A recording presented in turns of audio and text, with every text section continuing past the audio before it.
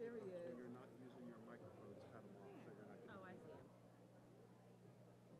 With his girlfriend. Good evening. Good evening.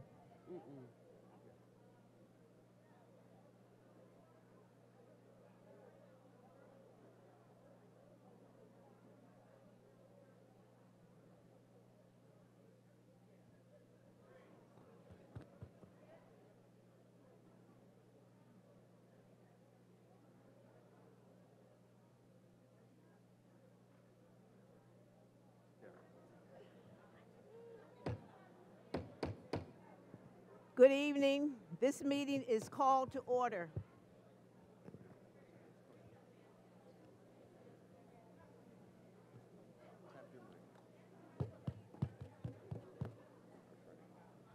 Again, good evening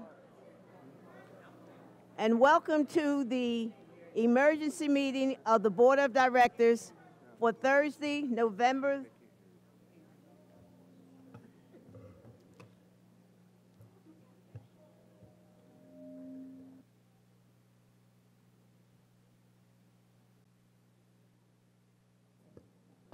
Testing, testing. 1, 2, 3.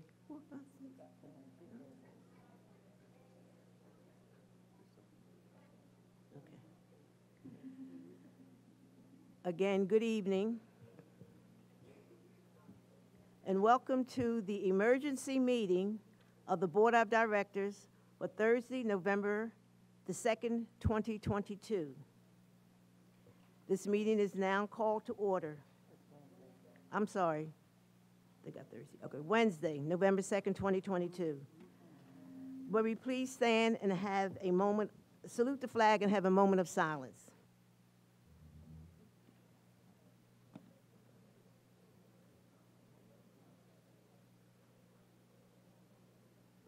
I pledge allegiance to the flag of the United States.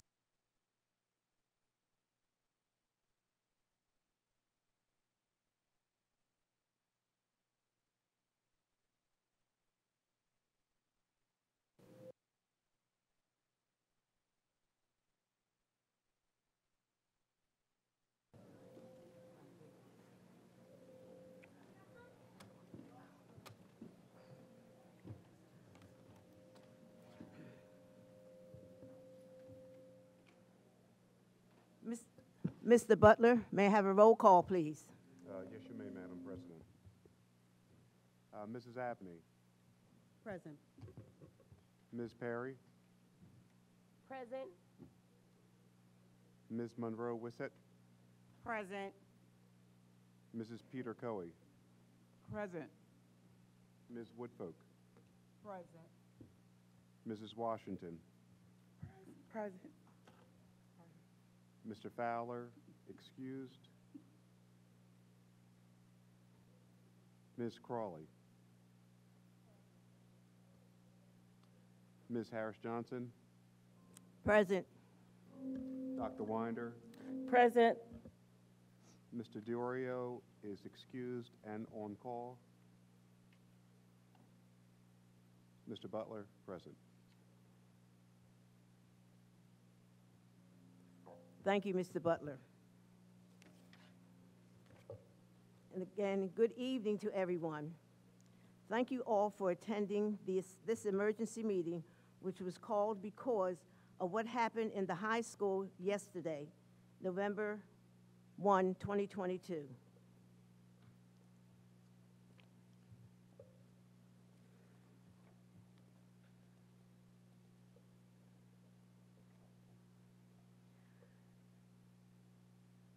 I am asking that everyone be respectful tonight. And when you come to the podium to speak, that you give that person the opportunity to complete their comments or remarks. And once they're finished, then you will have 3 minutes when you do speak. If you are asked at that time that your 3 minutes are up, would you please cut your remarks as quickly as possible and be seated for the next person to come up to the podium, because there are a lot of people in here and we want everyone to be able to have their remarks so that everyone can hear it and be respectful of what is being said.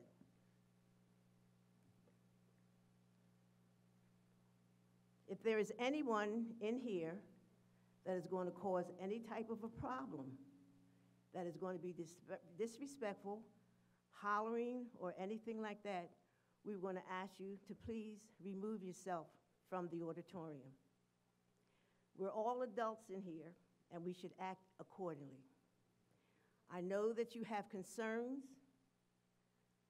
That's why this emergency meeting was called, because the things that went on in the Academy Park High School yesterday were uncalled for. Because if any of the students felt that what the board's decision was made on Thursday, that you did not approve of it, trying to tear down your school, having all of the riots and everything where the police had to be called in and everything was not necessary. You could have asked to meet with the administrators. You could have even asked to meet with the board. And we would have met with you to try to resolve what your circumstances or your problems was. But doing what you did yesterday, you didn't resolve anything. Nothing was resolved. Those of you who are teenagers or who belong to Academy Park or in this district as students, you are now becoming adults. This is your school. If you don't respect the rules and regulations in this school, how are you going to do it once you become an adult and go out into the community and into life? You have to learn somewhere. That's why everywhere you go, be it here or out into the world, whatever type of job that you get, there's rules and regulations that you're going to have to follow. And if you disagree with it, there's a way that you could have done it. You could have quietly resolved the problem, and we wouldn't have had this. I know that there's a lot of you who disagree with what the board's decision was, and I understand that. But that's why we're here today. So we all want to be respectful, and as most of us are in here, are adults, and let's act accordingly while this meeting is in session. Thank you. Now, I am suggesting that the first group of people that we hear from are the administrators. Why? Because they are the ones who were here personally and witnessed everything that went on in this building. So at this point, I'm going to ask Dr. Winder, after we have the motion to approve the agenda. Second. All in favor? Aye. Any opposed? Motion carries. Now we have the new business, which is the discussion of regarding Academy Park High School concerns and yesterday. Good evening. On Tuesday, November the 1st, I met with APHS students that were participating in the protest. I promised them that I would relay their message to the school board of directors. The students said the following: there are some of us that have sicknesses like anemia that makes us cold when others are not. Our hoodies provide the warmth we need, which is why we bought them. How can we get other clothes? We understand the expectation is because some students will not listen. However, we cannot afford to go get other clothing. Do not punish the students that are following the rules just because others are not. Please understand that we are teenagers and hoodies are a big part of our world. We feel like we were not given time to prepare for this big change. And finally, they said, we appreciate that we were given the time to share our concerns. And I needed to make sure that I kept my promise. Thank you.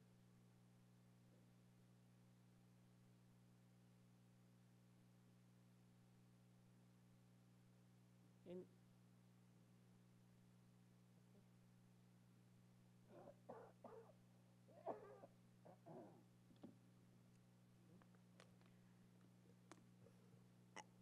At this time, it's going to be open to the board if they have any discussion or remarks that they want to make at this time.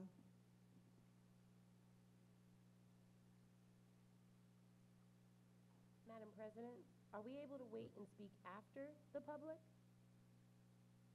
Yes, that's not a problem. We can all wait and meet and discuss whatever we want as a board after we've heard from all of our community with their concerns.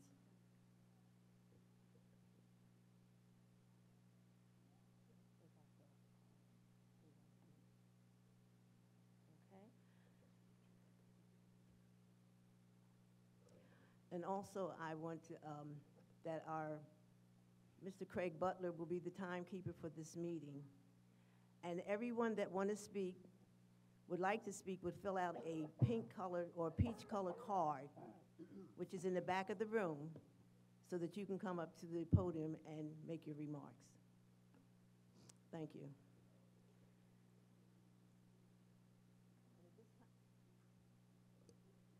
Now we're going to start calling people up to the podium so that they can, from the community, they can make their remarks.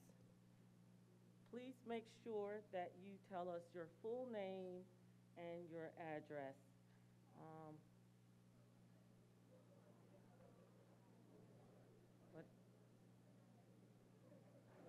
Can we share that? That's part of the board policy. Excuse me, everyone. A part of the board policy, whenever you come to any of our public meetings, these are the questions that are asked of you, your name and your address. Because we have to make sure, or try to make sure, that you are living in the community. You can be employed or have a residence or a business in the community. So everyone, please, if you don't mind, when you come up, give us your name and your address. Excuse me, Madam President. I'd like to clarify that board policy has been changed that if you are a student, you do not need to share your address. You share your name and the school you go to. You do not have to share your address. Oh, and teachers. Teachers and students do not have to share their addresses. Just where you work or where you attend school. Okay, first, Omar Witherspoon, Sr.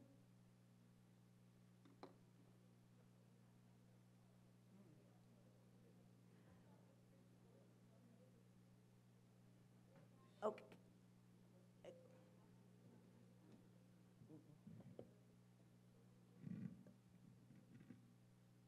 Good evening. Good evening. I'll try to be as respectful as I can.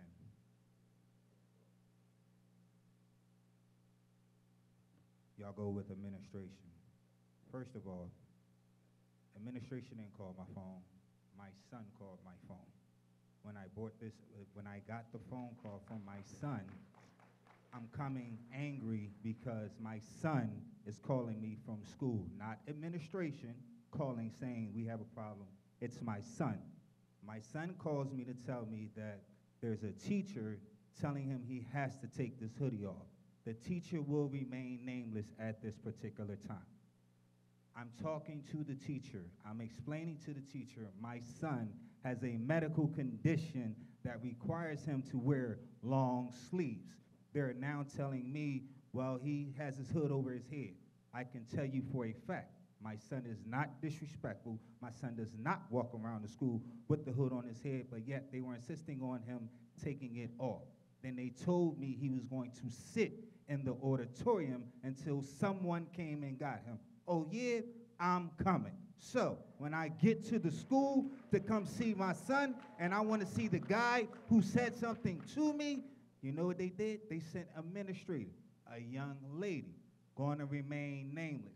I explained to the young lady, hey, listen, since when or who are y'all to turn around and change rules? Y'all don't go out and buy my son clothes. Y'all don't provide his clothes, shoes, anything whatsoever. So how are y'all gonna turn around and tell him in the middle of the school year he can't wear a hoodie? Did you send out a memo? No. Did you send out an email? No. Did you send out a phone call? No. But you want to turn around and condone these kids for wearing a hoodie. Now, yet, when I get here, it's not just him, it's the whole school walking around with hoodies. So, if you're going to, first and foremost, what you should have did from the get-go was have a dress code. From years ago, I've been stated they should have had dress code, but that's what y'all want to do. Y'all been allowing these kids to wear hoodies and things like that. Don't start singling them out now. And like they said, if you would have did this in the beginning of the year, give them time, let us say something. We could have said something, been nothing. But no, you come on a demand where we gonna do this now or else. You got your or else. Now you see why you have a whole section of people here pissed off parents because staff don't have no business laying hands on students. Now, let a student touch his staff, then you have a problem. But I'm gonna say it one more time. Don't no staff have any business whatsoever touching a student. That's all I'm gonna say nicely and calmly. Thank you very much.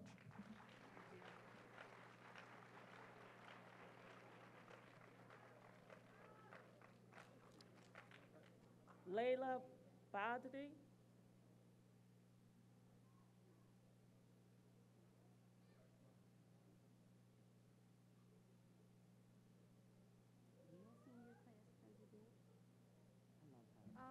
Hello everyone and good evening. My Maybe name is Layla, your school, please. Layla Bedri and I go to Academy Park High School. Hello everyone and good evening. My name is Layla Badri and I'm a senior at Academy Park High School. Tonight I wanted to speak about the recently issued hoodie ban. In no way am I excusing the actions that occurred on Tuesday, November 1st, but personally I don't think there was a Put the mic down. But personally, I don't think there was a correlation between the hoodies being banned and the fights that occurred. The fights occurred because of the situation when students were leaving the auditorium from speaking with the superintendent. And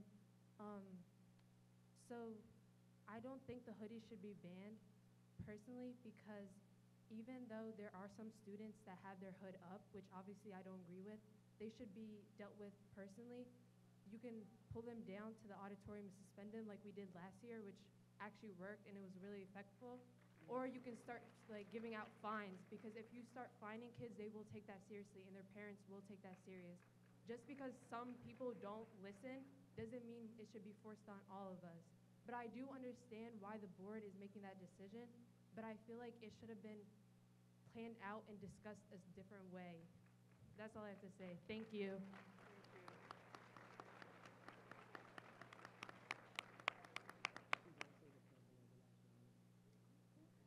Faye Petty.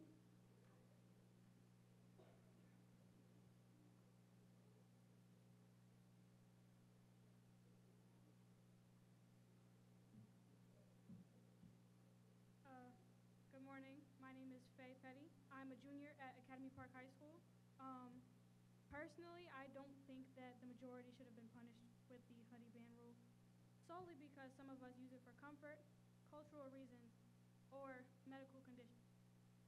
So, while we're focused on banning hoodies from the majority and not the minority of people that have their hoods up, we're focused on hoodies while we should be focused on our safety, and hoodies do not endanger our safety. We have students and staff and random people from DoorDash coming in through side doors, but we're banning hoodies because we can't be identified or we can't be disrespectful with the hoods up. So I can't understand that with the cameras, they have a bird's eye view above the students. But we have security patrolling our halls to keep us out of the hallways and suspending us immediately. and yet people are getting in through the side doors. People are ordering food through the front doors. And where are our security members? How many of these people coming in through the side doors are being notified to the board? What are they getting punished for? Because I look unidentifiable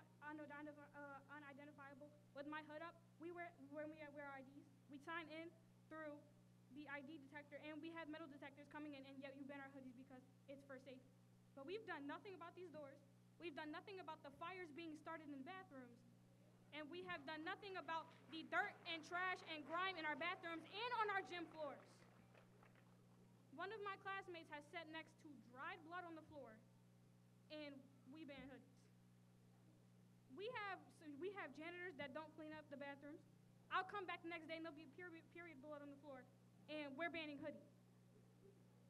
There are fights in my classroom actually endangering my safety with those students that come back 3 days later to cause more trouble and continue fighting, and we banning hoodies.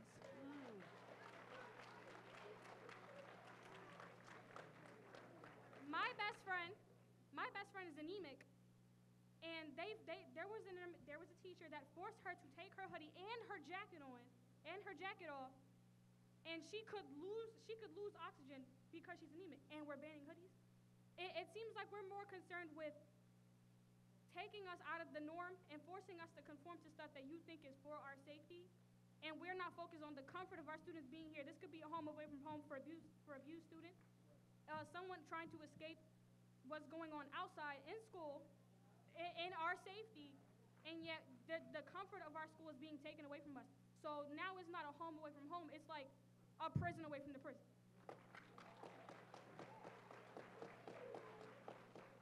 That's all I have to say. Thank you.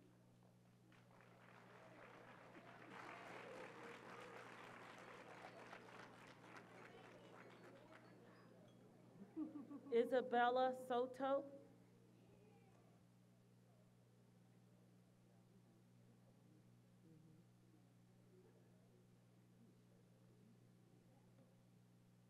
My name is Isabella Soto. I go to Academy Park High School. I'm confused on why we're talking about hoodies and not the low staff. There's like 2 janitors in this whole entire school. Nothing's really being cleaned. Tables are dirty. There's trash everywhere. It's just confusing. And the security guards, they be playing with students like they're friends. And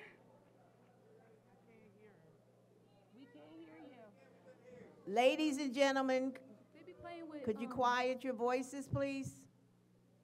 They be playing with the security guards. The security guards, they be playing with them. Why are they playing with each other? This is school. This is supposed to be professional, not playing in the hallways. And also, the bathrooms smell like weed and jewels. When are we gonna fix that? Because why are you smoking in school? And then the hoods, I think they should sell hoods that have our names on it. They will make money and they will know who we are even if their hoods are over our heads. I can't hear you.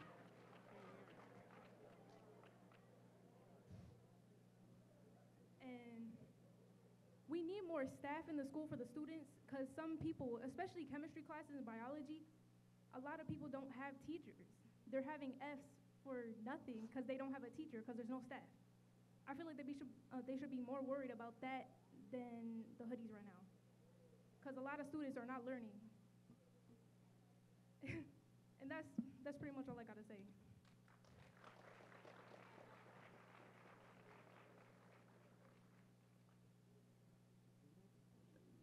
Williams Senile.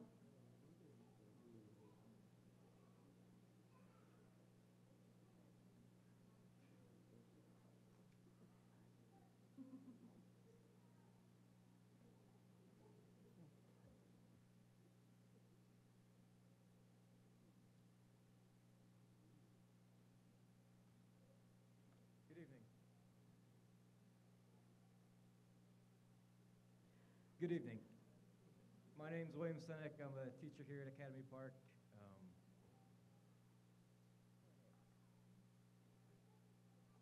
I don't agree with the policy. It's been problems for us.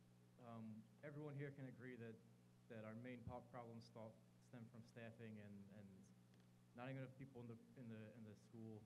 Everyone I think here is doing really amazing stuff, from the teachers to the custodial staff to the administration. Everything that happened yesterday and leading up to it, I thought everyone here did the best they could in addressing it and working with people. Probably not the most popular opinion, but I think it was a step in the wrong direction, and I really think we should be focusing mainly on staffing, be it custodial or teachers or administrators or security. We just need more people here.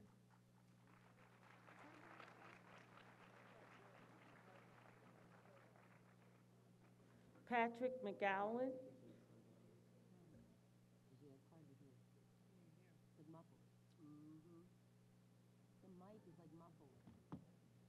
Patrick McGowan, 421 Clifton Avenue, Sharon Hill. So I have a couple questions and a couple comments. One, when you on Thursday passed this resolution for the hoodie ban, I noticed many of you at ESC were wearing jackets while passing the hoodie ban, saying they could wear sweaters. And how are we going to be hypocrites and air that out to everybody, say, no, you can't wear hoodies because it's going to distract you in class, but the board is going to sit there and wear a jacket in the administration. That's being hypocrisy at its height. Ms. President, you said, there was a proper way for these children to air their concerns. That's what you said when you opened the meeting. Did anybody on Monday morning call a special assembly and ask them, tell them, this is what it's going to be, this is what your options are, to speak to us about it? Has anybody did that? I could tell you on the elementary school level, that's a big fat no, because in the elementary school level, you already have kids talking about doing their own protest. Wearing hoodies, in class to protest this. It's not just the high school that's being affected here. 3 weeks ago, you all met about the high school problems, and we told you it is a powder keg waiting to go up. That is what we sat here 3 weeks ago and said. We told you that if you treat these kids like prisoners, they're going to act like prisoners, they're going to act like animals. We told you, you all, every single one of you in this row acknowledged that. And then you arbitrarily made a rule. You did it purposely, and I heard it, say, oh, we can do it today because we're off on Friday, and we will put it in effect on Monday, giving nobody ample time to adjust. Why not tell the kids, tell the parents, hey, you know what? We're going to give you 30 days. Change your behavior, or this could be the consequence. Let them prove to you that they can be trusted. Trust is a two-way street. And right now, from the school board members to Dr. Weiner to everybody, you lost our trust. The message that you sent out did not clearly say why there's going to be a hoodie ban. Just that it's going to be a hoodie ban. Where is the clarity? Where is, we have to do this because X, Y, and Z? That's like me coming up to you and saying, you know what? I'm going to take that pen, not give you a reason why. I'm just going to take it. It is, you lost our trust, and I'm sorry. You need to own up. We have to tell these kids what they did yesterday was unacceptable, and they have to own what they did and their consequence. But you all need to stand up and actually own it and say it out to the public. We messed up. We rushed this through. Thank you.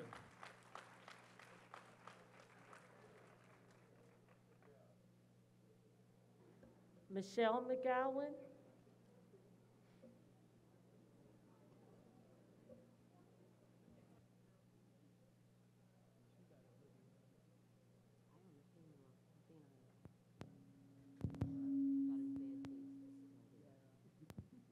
Michelle McGowan, 421 Clifton Avenue, Sharon Hill. I was in attendance at the last emergency meeting that we had to have about Academy Park High School. 2 meetings, emergency meetings, in 3 weeks? That's absolutely absurd. Not to mention, at that meeting, we had about maybe 25, 30 people. Look at this. The community has had enough. We need help. We need communication together. This whole thing stemmed from communication. You could have handled it so much better. We worry about how the kids are going to present themselves in society. We are teaching them how to handle themselves, but yet we're going to turn around and treat them like they're 4-year-olds and go, I'm going to do this for your own good, and I'm not going to tell you why. You just do what I say. But be an adult. Be mature. Own up to what you're doing. But you guys aren't doing, you're giving two conflicting messages. You're treating them like children, making them act like an adult, running a prison. It's not working.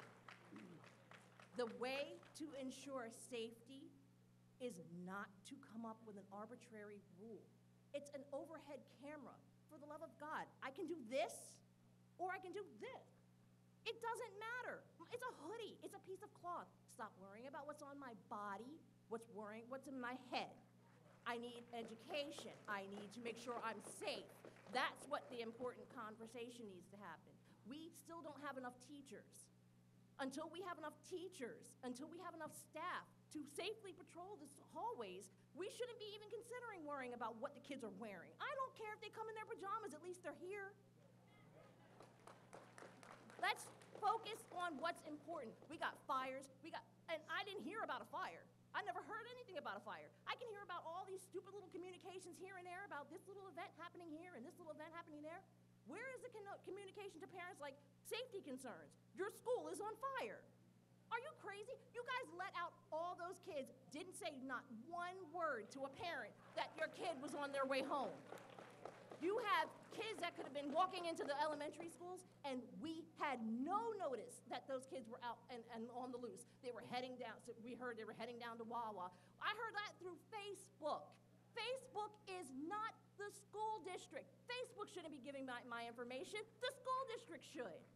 The school district is in charge of protecting our kids and educating our kids. Let's keep it where it belongs.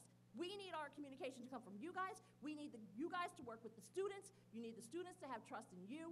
And respect goes both ways. You guys have not been treating these kids with respect, and this is now what happens. I said it before, that we had a communication issue, we had a community issue.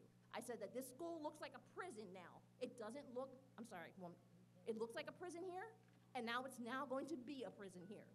You've got to make a change, and it has to happen now.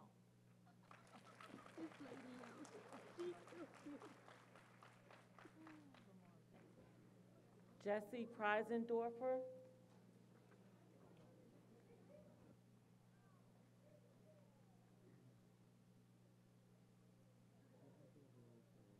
Good evening. My name's Jessie Preisendorfer.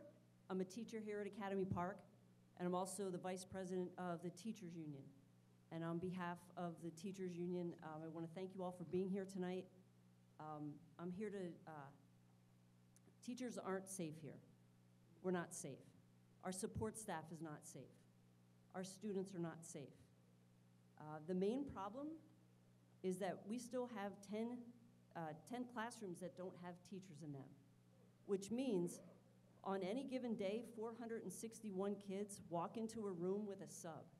And they've been doing this since September 6th. No classwork, no homework, no lessons.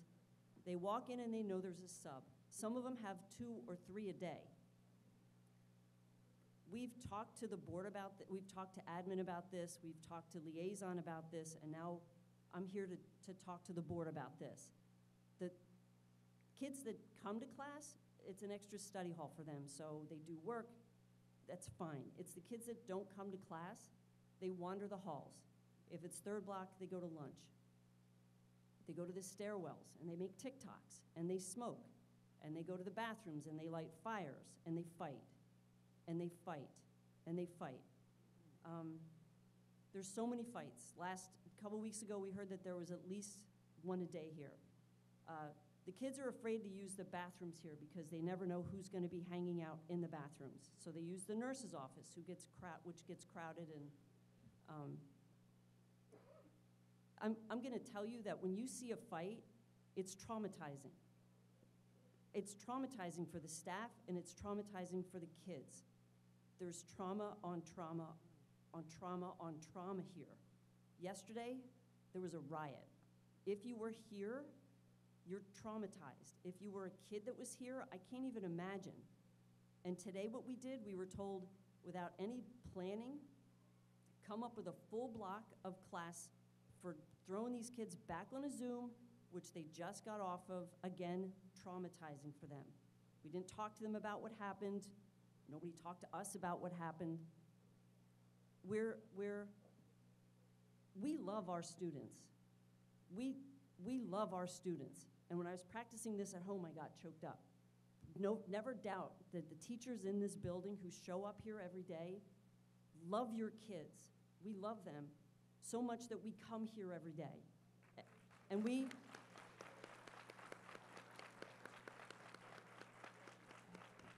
here for the trauma because they need us to be here to help them get through it. They help us get through it. It's a thing. Anyway, their safety and our safety is now in your guys' hands. The union respectfully requests a definitive plan before we bring them back in the building.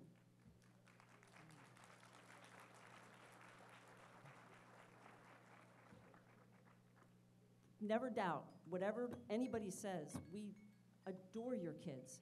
We love your kids, and that's why we're still here. But why would anybody come here? Excuse me. Your time is up. I'm sorry, but it has been 3 minutes. Why would anybody come here? Why would anybody stay here? But here we are.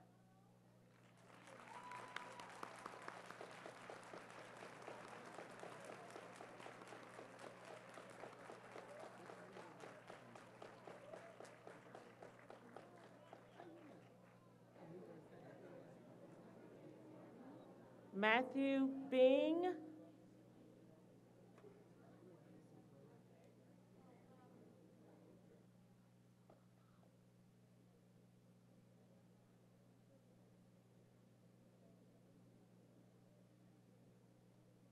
Good evening. I'm Matthew Nathaniel Bing. I go to AP, and I would just like to say I should not have to feel like I was escaping prison yesterday.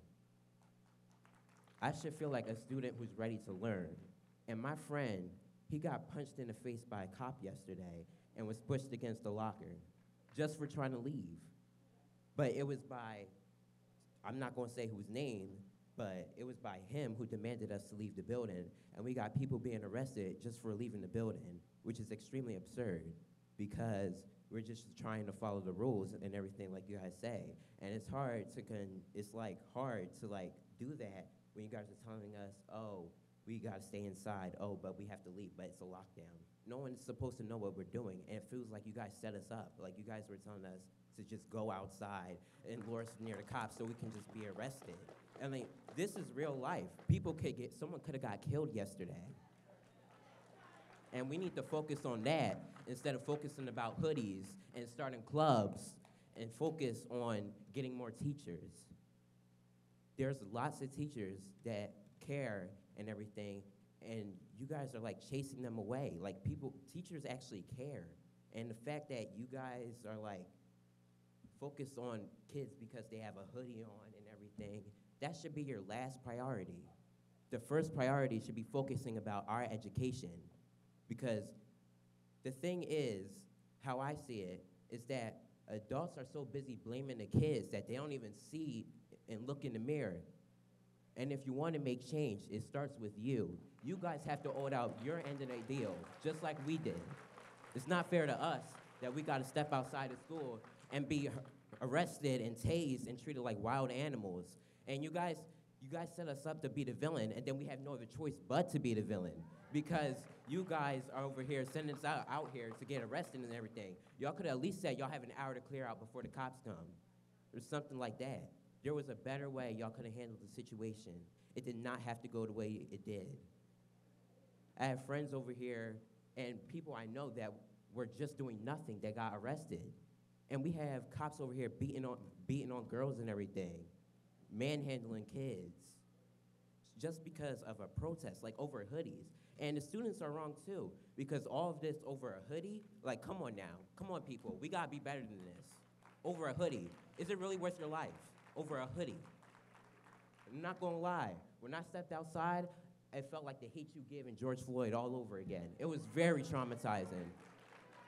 All I see is tear gas and kids running for their lives just doing what they said. And let's not even talk about the fact that they only had one bus and kids had to walk from here to Glenolden. Like, it makes no sense. We have people trying to get to other places, and they can't even do that because they're busy being manhandled and harassed by staff. It's ridiculous. If you want to, you can't be looking for us for advice, because when you give it to us, you guys don't listen. Excuse me, your time is up, honey. I'm Oh, sorry. All right. Great job, Matthew, great job.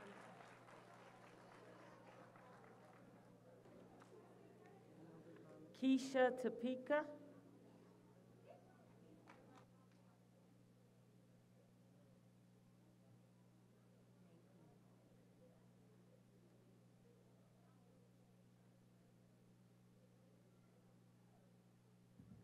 Good evening. My name is Keisha Tadeka, and I go to Academy Park High School. I want to start off by saying this is something I feel. You said what? Okay. I want to start off by saying this is something I feel very passionate about, and something that over 150 students feel very passionate about. Yesterday got out of control. We can all agree on that, but and on students' behalf, I want to apologize.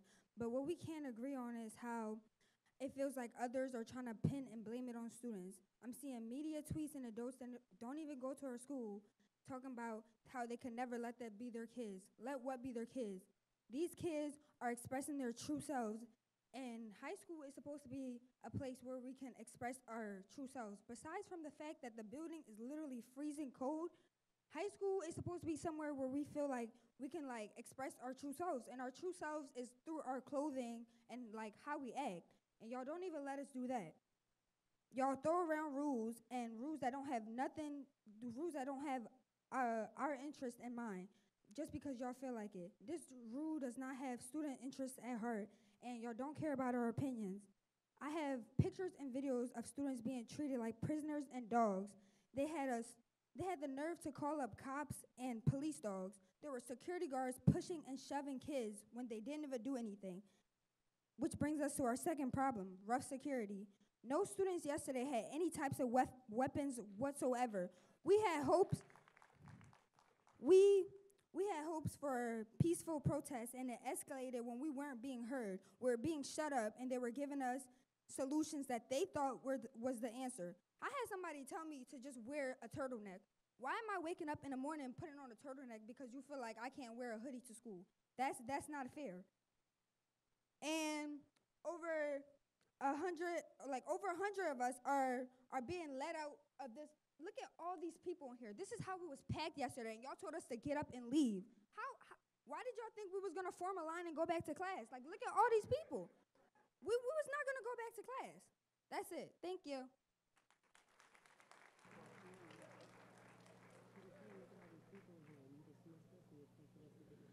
Shania Harris.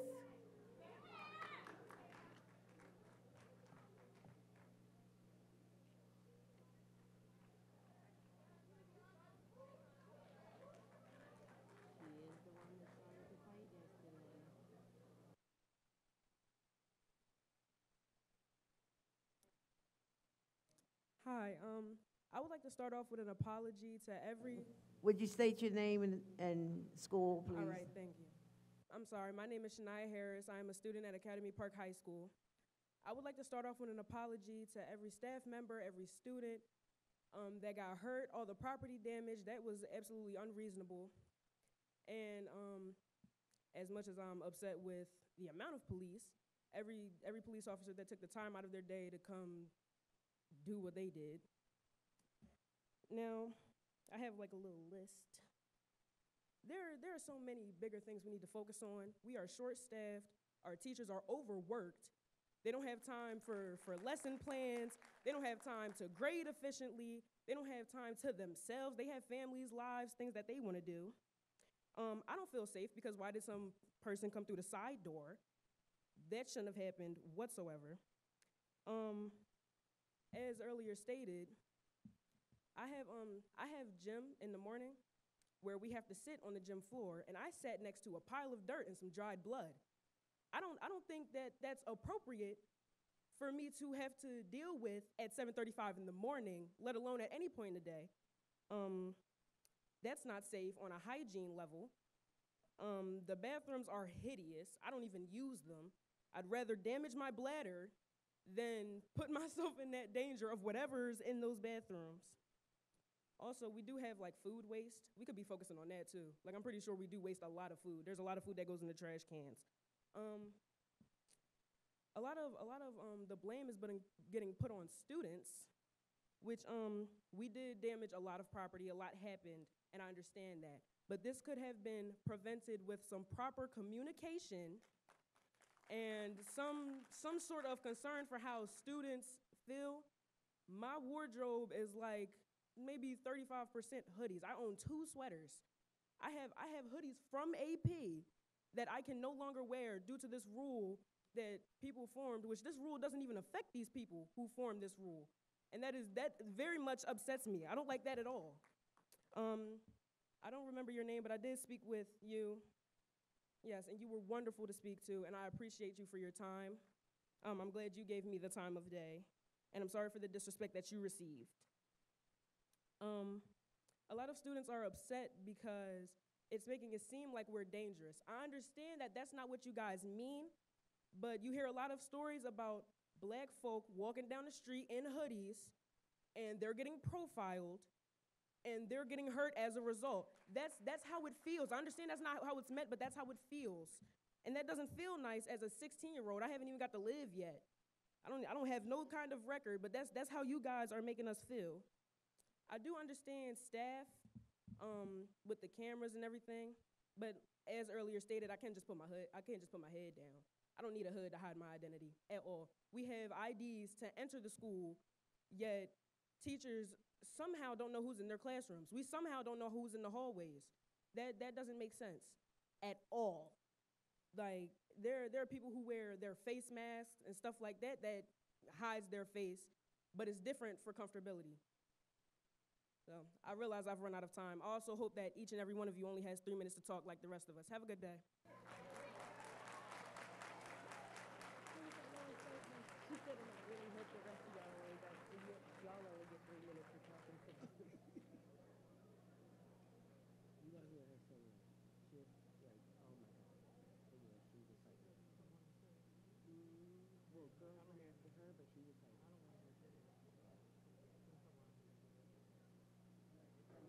Victoria Perkins.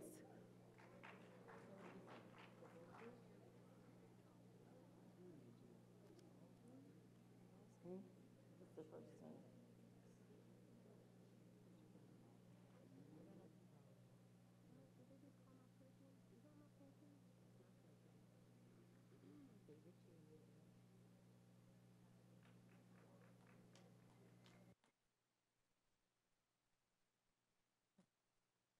Hi, I'm Victoria Perkins. I go to Academy Park High School. I would like to start by saying that in our society, the people vote for those who represent them. They have a voice in what affects them. We as students here don't have that. We don't have control over what affects us. We don't have a voice in our board, in our system at all, and that's not fair. I feel like the events of yesterday got completely out of hand, and they could have been prevented. The way the board went about notifying us was not okay. Most students only wear hoodies. We were given 2 days to update our wardrobe, which isn't fair to those that don't have school-appropriate clothes outside of hoodies. It is mentioned a lot that we are a low-income neighborhood, and with that being said, it's not fair to the parents who might not have the money at the time to buy their child a whole new wardrobe. I understand that in some cases,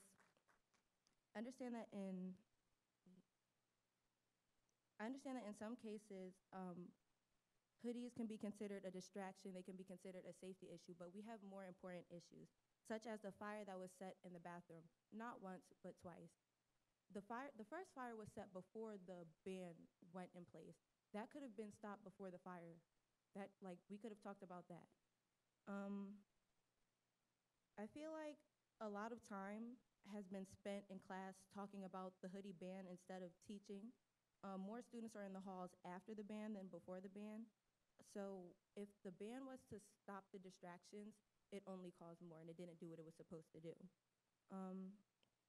If identification is an issue, then I'd like to bring your attention to the multiple cameras that we have in every hallway and every stairwell, the scholarship IDs that we scan every time we step into the building. We have multiple ways to identify students, and if that hasn't been as effective as you'd like, what makes you think that banning hoodies would be more effective than that? From what I've seen, it's been less effective. Again, the way things were handled yesterday weren't acceptable from students and staff. It's been said repeatedly that students shouldn't have acted that way, and that's true. However, the staff here yesterday, including the multiple officers that were here, could have handled it better. The way things were handled yesterday was completely unacceptable. I was walking to class with a pass, and I was gripped up by a staff member for walking to class. That's not okay. The staff here deal with a lot. We're understaffed and our staff are overworked. My teachers are more therapists than they are teachers because they have to keep talking us down for multiple situations like this that are happening. Our focus could be on multiple other things, better things instead of people wearing hoodies. Hoodies are not our main issue. An article of clothing is not going to stop the students from acting the way they act. If you feel as though hoodies are a safety issue, maybe take the time to come and talk to the students. Like, you're saying that hoodies are the problem, but the hoodies are a piece of clothing. Hoodies don't force anybody to act a certain way.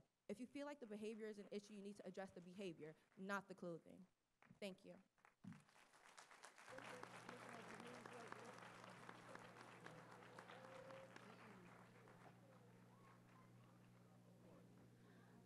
Initials FK on Carter Road.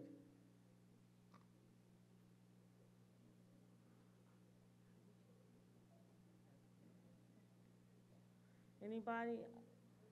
We can't read the name. So the initials are F for the first name, K for the last name, and they live on Carter Road.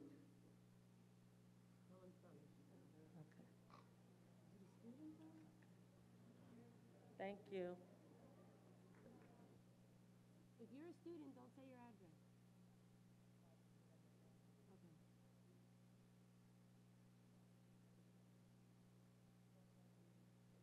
Good evening, everybody. My name is Grace Cargbo, and I'm a sophomore at Academy Park. What happened yesterday was really diabolical. Like, if you think about it, we were being chased out of class and by cops for no reason at all.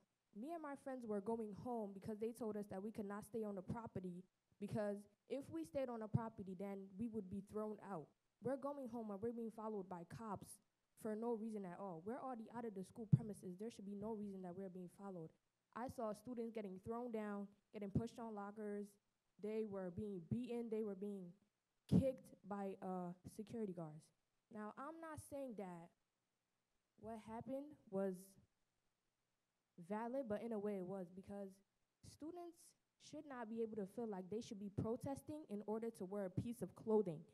Clothing, it keeps us warm, and there are many kids here who cannot afford to get coats, and they cannot afford to wear other name brands. So they're giving us this rule that we need to wear sweaters and we need to find other ways, but why is it I go in the hall and I see security guards wearing their hoodies, and I see them having to put their clothing on, and we can't put that on? That is not fair, and that is in no way keeping us safe. Like, many students come up here and they've said that the doors are being opened, there are security guards talking to the kids, they're not helping them in any way. No student has been, there should be no problems coming from hoodies. Does hoodies keep us from being safe? Has any of your kid been put out of a class for a hoodie is not safe? And we had to go home, we had to walk home, and many kids have to walk for miles. And no parents were informed. The kids had to go home and tell their parents, oh, Mom, there was a protest at school, there was a riot. And that should not happen, because if the board and if the staff really cared about us, they would have already informed our parents before this even happened. So that's outrageous.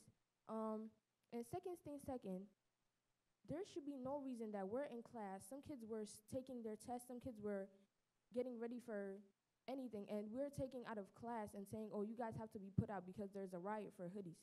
Now, I understand that there were a lot of stuff broken, and I understand that, but the blame should not be put on the students because they're standing up for their own rights. That is not fair. If they wanted this rule for the hoodies to be banned, they should have said it from the start. They should have been like, when you come in school, take the hoodie off. There are a lot of kids who are anemic. There are a lot of kids who, if they don't have their hoodies on or a piece of clothing on that keeps them warm, there could be a lot of things wrong with them.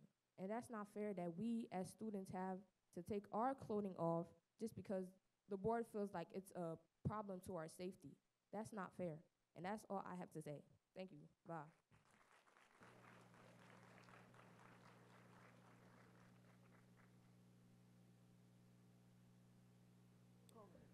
Francesca Barley.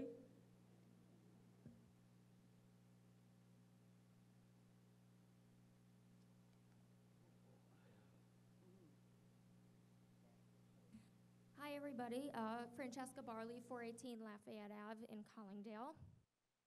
First of all, I want to start by saying I'm here every month. I am at every school board meeting.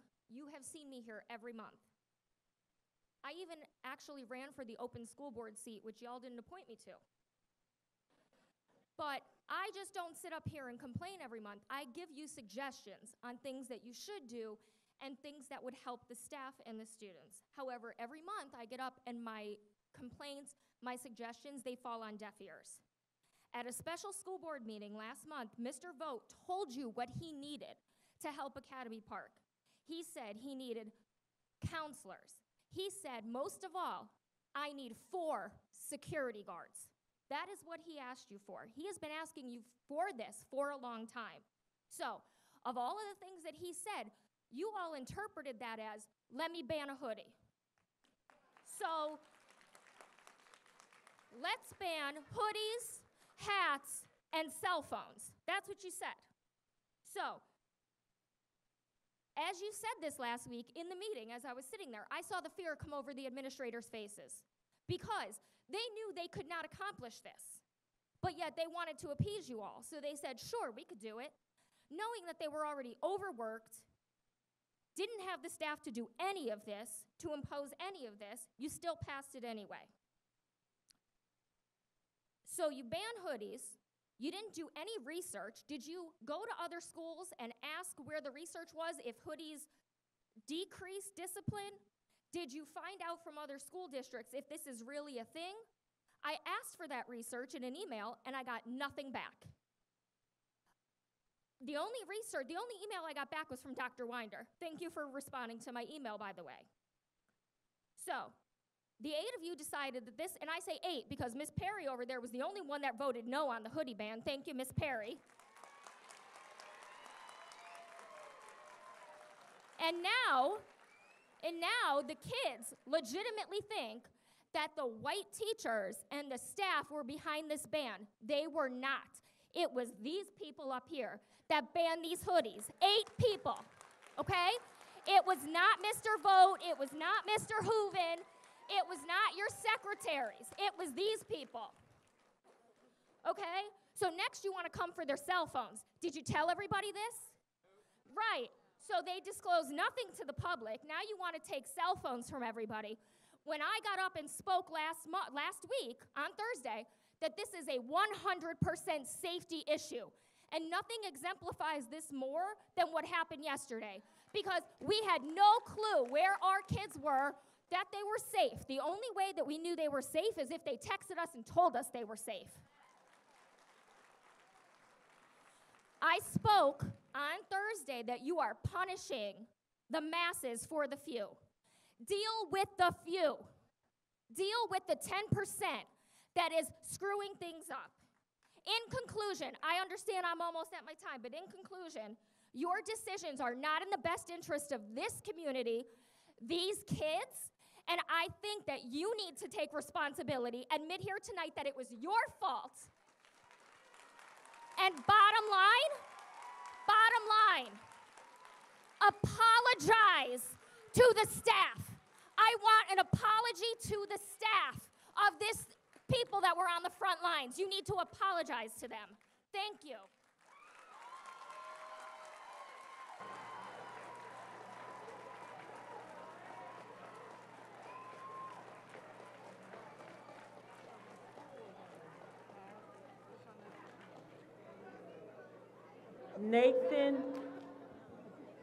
Nathan Frazier. Nathan.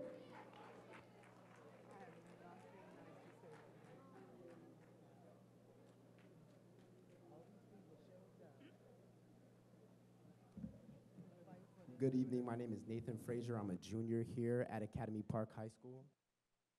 My bad. But my name is Nathan Frazier. I'm a junior here at Academy Park High School.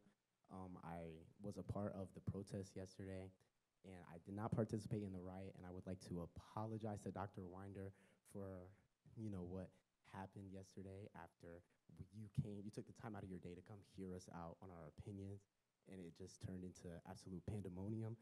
But I would like to speak on how, you have no understanding as to what everyone here is actually going through, what situations they have going on at home. Like, every time I ask the teacher, what am I supposed to do if I have no other long sleeve clothing besides a hoodie? They told me to go out and buy some more. What if I'm not able to go out and buy more? And you are punishing the entire student body for certain things that only about 14% of all students do. Why is it much less than the majority and you decide to punish everyone at the school? You talk about it's a safety issue on camera and everything, and I understand that, but like everyone else has been talking about, if you put your head down, what are you going to do? You have students walking around in the hallways with a ski mask on, fully skied up, and you cannot see their face anyway. So how can you use reasoning of the hoodie being the issue when it is currently a lack of discipline coming from our security and as well as our teachers? Every time a student has a hood up, you see the teacher ask them to do it one time to take it down, and when they don't comply, the teacher gives up. Why are they not being punished for this? So you decide to punish the entire school for something that less than 20% of the students are committing. Like, I don't understand where you guys decide to make that decision and why it was on such short notice after all these parents probably already bought their children their clothes for the winter. And you gave them, what, a weekend to go figure it out? It doesn't make sense. And I really do not understand administration with the choice of making all of our work synchronous today when they were not even permitting students to go to their lockers to get their Chromebooks yesterday. I got picked up by a security guard yesterday because I was trying to go to my locker and get my things. You have security guards screaming back at students because all they want to get is their coat and stuff so they can actually go outside. Please make it make sense. But that's all I have to say. Thank you.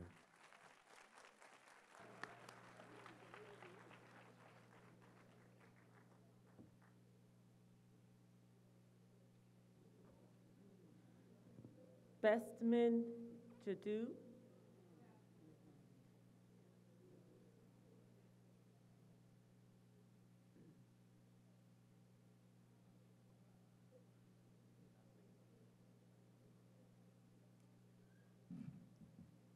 The board leadership, members of the press, ladies and gentlemen, good evening. We, the parents, taxpayers, and residents. Okay, my name is Bestman Judu Jr. I'm from 74 Kennedy Avenue, Sharon Hill, PA. You're welcome. We, the parents, taxpayers, and residents of this borough saw disturbing videos circulating the social media yesterday regarding police brutality, the unprofessional behavior of a female white school teacher giving the black male student a middle finger, and a black school officer choking a black teenage male student with both hands around the student's neck. Not only are these unscrupulous behaviors unacceptable, but they create more trauma for the parents, not knowing what to expect when our children are under your supervision. And the problem continues to persist or metastasize, especially with the police. Why? It's the approach or interventions used to de-escalate these situations. The right approach would have never led to what we saw our children endure yesterday. But instead, we saw poor deployment of police officers, including dogs. We also saw staff members using poor strategies to redirect behaviors, and that's not fair.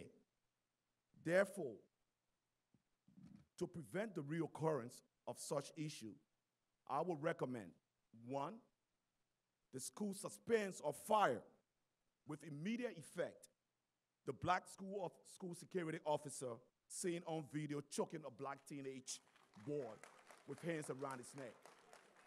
Number two, the school also suspends or terminate with immediate effect the white teacher, female teacher, who was seen on video giving a black student a middle finger sign. Number three, this board needs to apologize for its flimsy policy and abrupt implementation.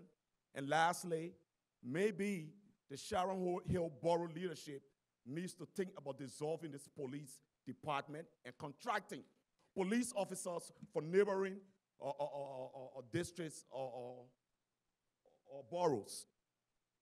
And make sure that we have some robust hiring and recruitment process to bring in new officers to steer the affairs of this place. If not, we're going to see a repeat of the Fanta Bilitis murder that framed 3 black innocent children that would have been put away for life. Stop this and take responsibility. Thank you.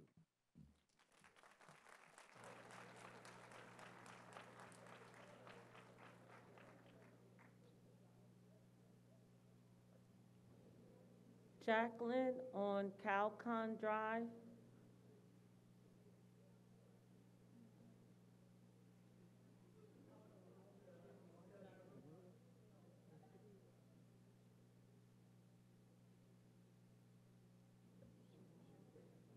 Jessica Thomas.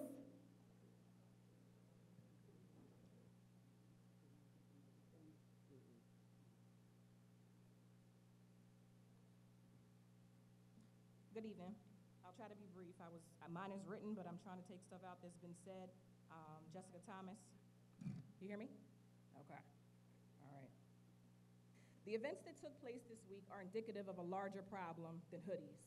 This speaks to a greater issue, an extremely flawed system, and this is the manifestation of that rising tension. And this has been brewing since at least last year, when all of these mass suspensions and crackdowns started, with kids being suspended over hoodies. Before, you had a problem with a certain percentage of the population who didn't follow rules, as they say. Now you have added the students who typically are the rule followers and now feel like they're being punished for the actions of others.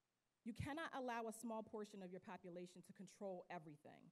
It has been said by administration that in the grand scheme of things, we're talking about probably 10% of the student body that are constantly not following the rules.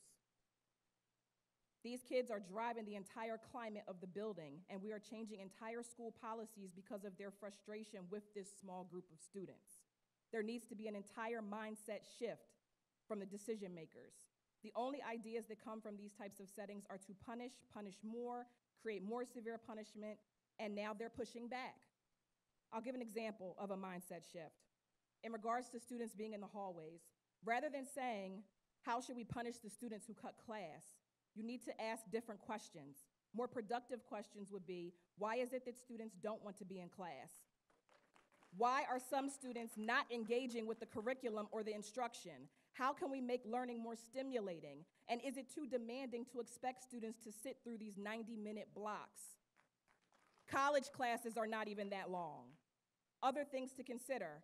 How can we revise the electives we offer to align more with our students' interests? In this day and age, we need electives such as robotics, coding, website design, entrepreneurship, and more of the performing arts. This may also bring in more teachers that are interested in these content areas. There are only but so many spots at the technical school, so we cannot make the mistake of thinking that this is an accessible resource for our students. Many students are unhappy with there not being enough room for them to get the electives they want, or are just not interested in any of the electives offered, so they end up taking classes just to take them, which then correlates to your cell phone issue and your class cutting issue. To truly get to the bottom of these problems, you have to listen to the students, to hear how they feel and what the motivation is behind the behavior that's not desired, and discover how everything is connected. Also, I haven't heard much about PBIS. Since you are finding that punishing is not working, you need to focus efforts on creating experiences that kids want to be a part of. Have field trips, activities, incentives, and then have criteria that says in order to participate, you cannot have suspensions, class cuts, etc. Offer things that make it worth their while. There aren't enough of these efforts. Lastly, I will say that there is a more pressing issue to me right now than hoodies and cell phones. We are in a crisis when it comes to the ongoing violence at Academy Park. The energy I observed that everyone had for cell phones and hoodies needs to be the energy for the kids who are jumping children, having repeated fights, who are putting kids in the hospital and causing staff members to be injured. The entire 2.5-hour meeting on October 13th was public comment about concerns about the violence. Then at the very next meeting on October 27th, there was no follow-up about what is going to be done about that, and 2.5 hours was spent talking about hoodies and phones. A suggestion: after 3 fights, students should be given an automatic alternative ed placement, whether they have an IEP or not. And it should go back to being a calendar year placement, not this 45-day placement. That is not enough to deter someone from the school violence. I'm sorry, so the end result of a citation that is a second offense or beyond shouldn't be monetary fines, not community service. That's not enough. Also, I just wanted to say that there is a school in Louisiana that had a similar problem with school violence, and they adopted the dads on duty. Perhaps we could adopt something like that as well, because that almost eliminated the problem. We can't just devil's advocate everything to death and say there's no money. We have to find the money. We need programming. We cannot say that we just have meetings and task forces and there's just no resources. Thank you.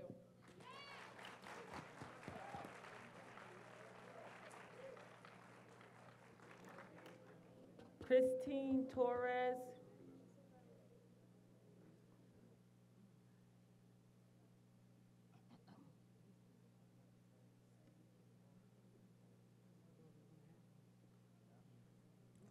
My name is Christine Torres. I live on Walnut Street. I have a student in Academy Park. I don't remember if you remember last year, I called you, and the reason why we got them things outside is because a gun was brought to the school and you couldn't tell me about my son's safety. Remember that? Well, this year, because of this riot and everything else, I decided to homeschool my son as of Monday, because this is ridiculous. My son has been feeling unsafe in his school since last year. I had a son that went to this school and graduated, and I was very proud at one point at this school. My husband graduated from this school. I came from North Philadelphia, supposedly the Badlands, to a better place. It's triple worse than down North Philly, okay? I thought I was getting my kids a better education and they were going to be safe. My son is not safe here. He is not safe at all, okay? He would have been better off at Edison, Albany, anywhere but here. As of Monday, my son will be homeschooled. Is that right for my son? He's getting no socialization skills. This is the problem. Y'all went from cyber schooling to getting them all together. Y'all had no mediation. You have no teachers. He started 10th grade, had a biology class with no teacher. Why? Can y'all tell me why there's no teachers here? Who wants to be here? Y'all not helping this principal.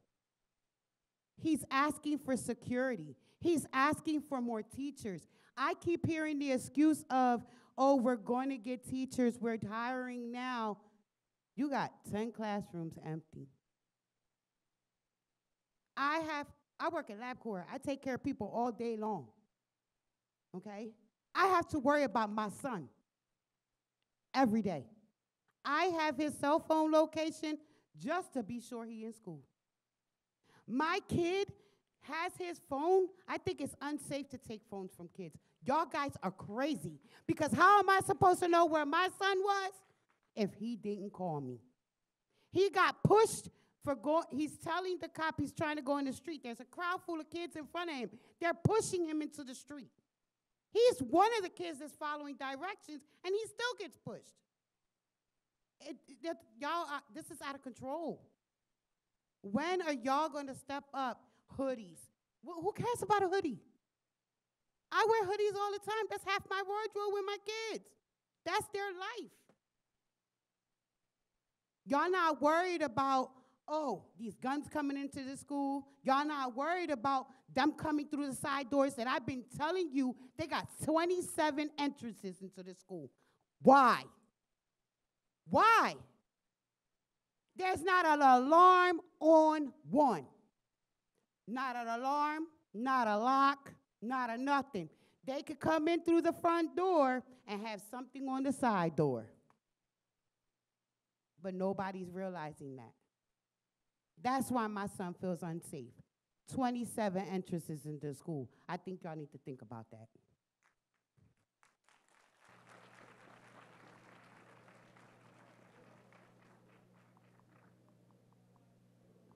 Zori Gatewood.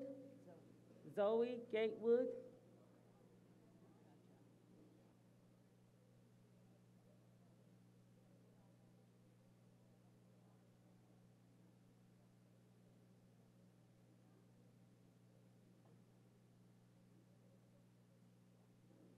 Sean Thomas.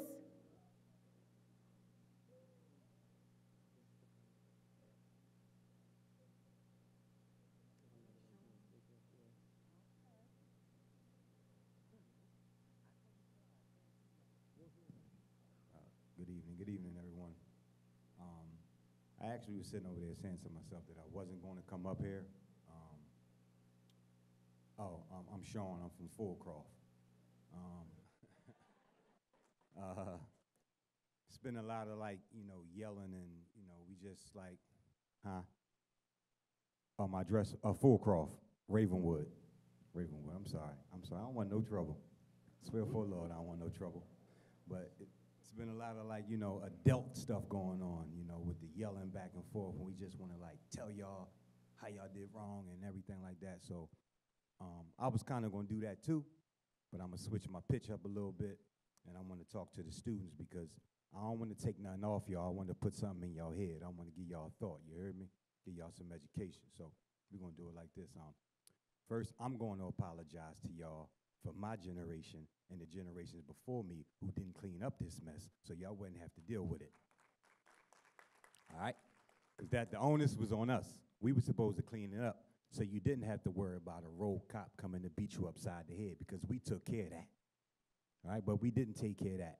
So now they're here doing the same thing. I feel like I'm in the 1950s or 60s. And it shouldn't be. I done heard prison tonight, I don't know how many times, and that's horrifying to know that school is getting like to a prison. To a prison, why? Prison and school shouldn't have nothing in common. But if it's gonna feel like a prison, then why for shouldn't I just be in prison? You know why they fight? Because they angry and they don't have no outlet. That's why they do that in prison. There's no outlet, so I might as well fight the cellmate or the person next to me in the cell. Because really, I want to whoop your ass, but I can't. The staff, so I just fight. But the same dog that bit you bit me. Why are we fighting? The problem is here. And pause my time, by the way. I think the students should be aboard because they got some great ideas, but that's another thing. No disrespect. Everything I'm saying to you with love. No disrespect at all, right? But y'all valuable, right? And I'm going to give you something real. Y'all answers what y'all looking for, it's not in here. It's in you. It's in you. It ain't in this building. The problems we have and the way we need to fix them, you ain't going to find them in here. They not interested. They don't have the desire to fix your black problems, because if they did, they would have been fixed already. Why is it that whenever my children become the majority of something, we become the majority of everything bad too at the same time and nothing good? How come the fix for my children is always more police, more security? When y'all got $5 million, I don't even believe I'm about to say this, but I looked at the YouTube thing and they said something about $5 million for some cell phone cases. Y'all about to spend $5 million on where to put some cell phones? But they eating bad hot dogs in hoagies in the lunchroom? You don't want to put that in the lunchroom and fix these kids from the inside out? Because there's no way I could sit still. And your capacity for learning is all based on what you're putting inside, what you're eating. But if I'm eating bad food, you're going to get a bad person. I can't sit still on pizza, milk, and hamburgers all day. Come on now. Be for real. $5 million on cell phone cases? What's the programs you bringing in? You going to bring some positivity in here? What's the law, automotive, home economics, anything? Something, cosmetology, get these kids, give them something positive. Y'all always thinking about how to take away from them, never add nothing to them. That's the bad part. But I want y'all to go home and use them cell phones, not just for TikTok and Instagram and Facebook and how to play games, but go in there and look for some education. Because the answers to the problems you got to fix out there, they not in here. You're not going to get it here. And that's about value, right? School should bring value to a child. But for a black child, the education and the curriculum that they serve us doesn't make me valuable in my community. So when I get out there, I'm lost. All I want to do is fight because I'm angry. And I tell you what, the stages, right? There's punishment. Excuse right? me, sir. I Yes. hate to interrupt you, but you've had more than 3 minutes. I would appreciate it. Okay. So we can have other people speak. Okay. Thank There's you. punishment, then there's shame, and then there's anger, and then there's violence. That's the 4 steps. So that's what y'all had yesterday. The punishment came, then the shame set in, then the anger set in, then the violence comes. That's how it goes. And if you don't understand that, you're going to keep getting that. That's how it goes. Parents, please take y'all children home and educate them yourself. No disrespect to this man or that man or this person. But the education got to start at home. Because what a black child needs at home with mom and dad, it ain't in here. It ain't in here. So when you send them back, you the problem. Y'all feel?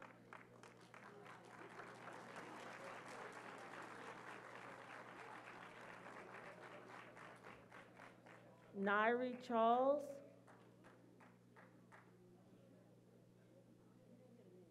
Nairi Charles.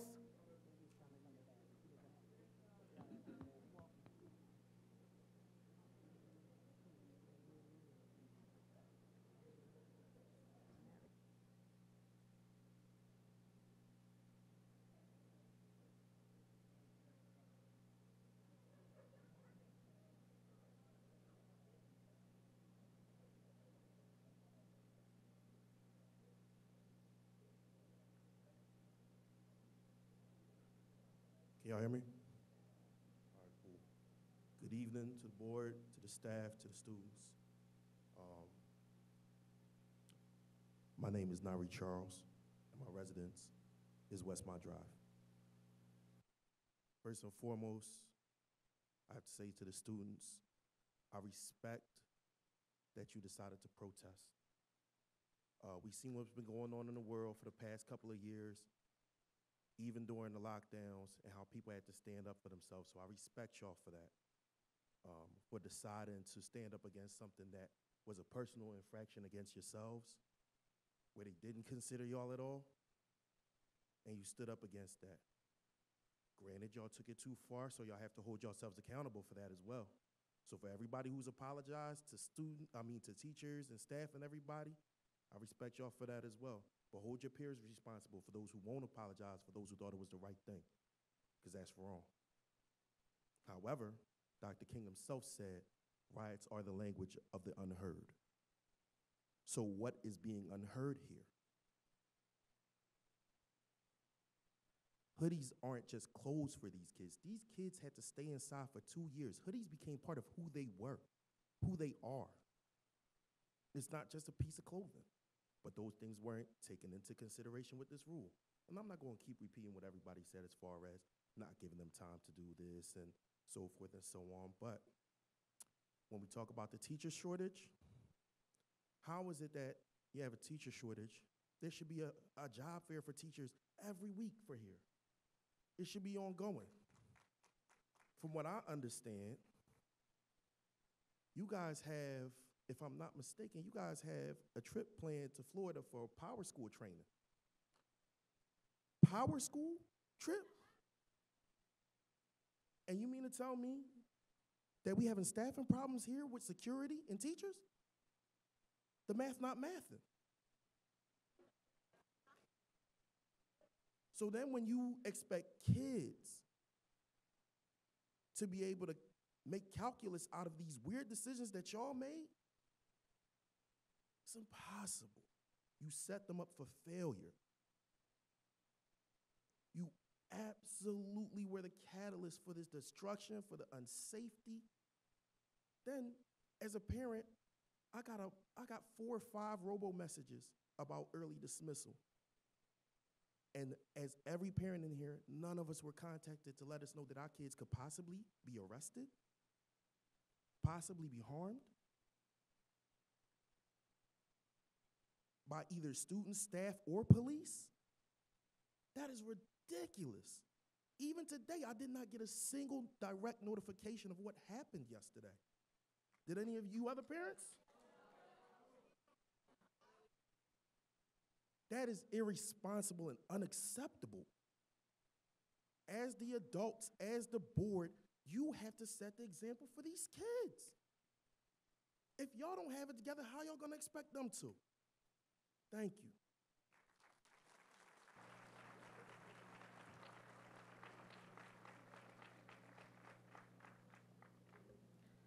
Samuel Gamble.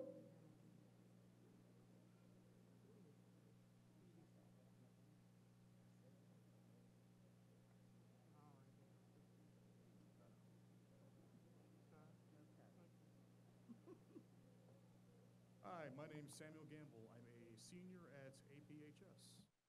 My main issue, ignoring the whole hoodie issue primarily, my bad. My main issue at the school is that we have nothing to do.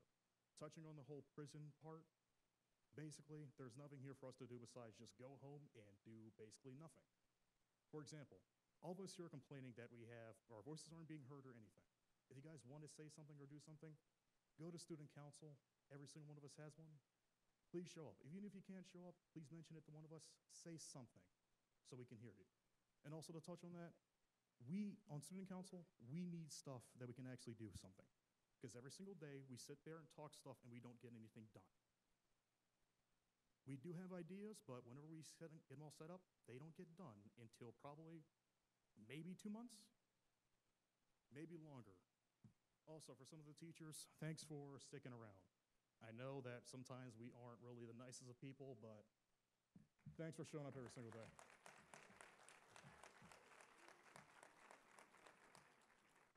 For all the other students that were always in the hallways and stuff, pretty much there's like nothing going on in class.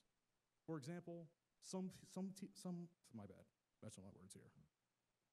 Some of us students pretty much do not have a teacher in our building. Well, in our class. Some of us here want to go ahead and do work and learn, but some of us can't do that. For example, we probably have maybe, I think, 3 science teachers, and we just lost I think it's our 11th grade English teacher. So, that's all to say here. So, thanks.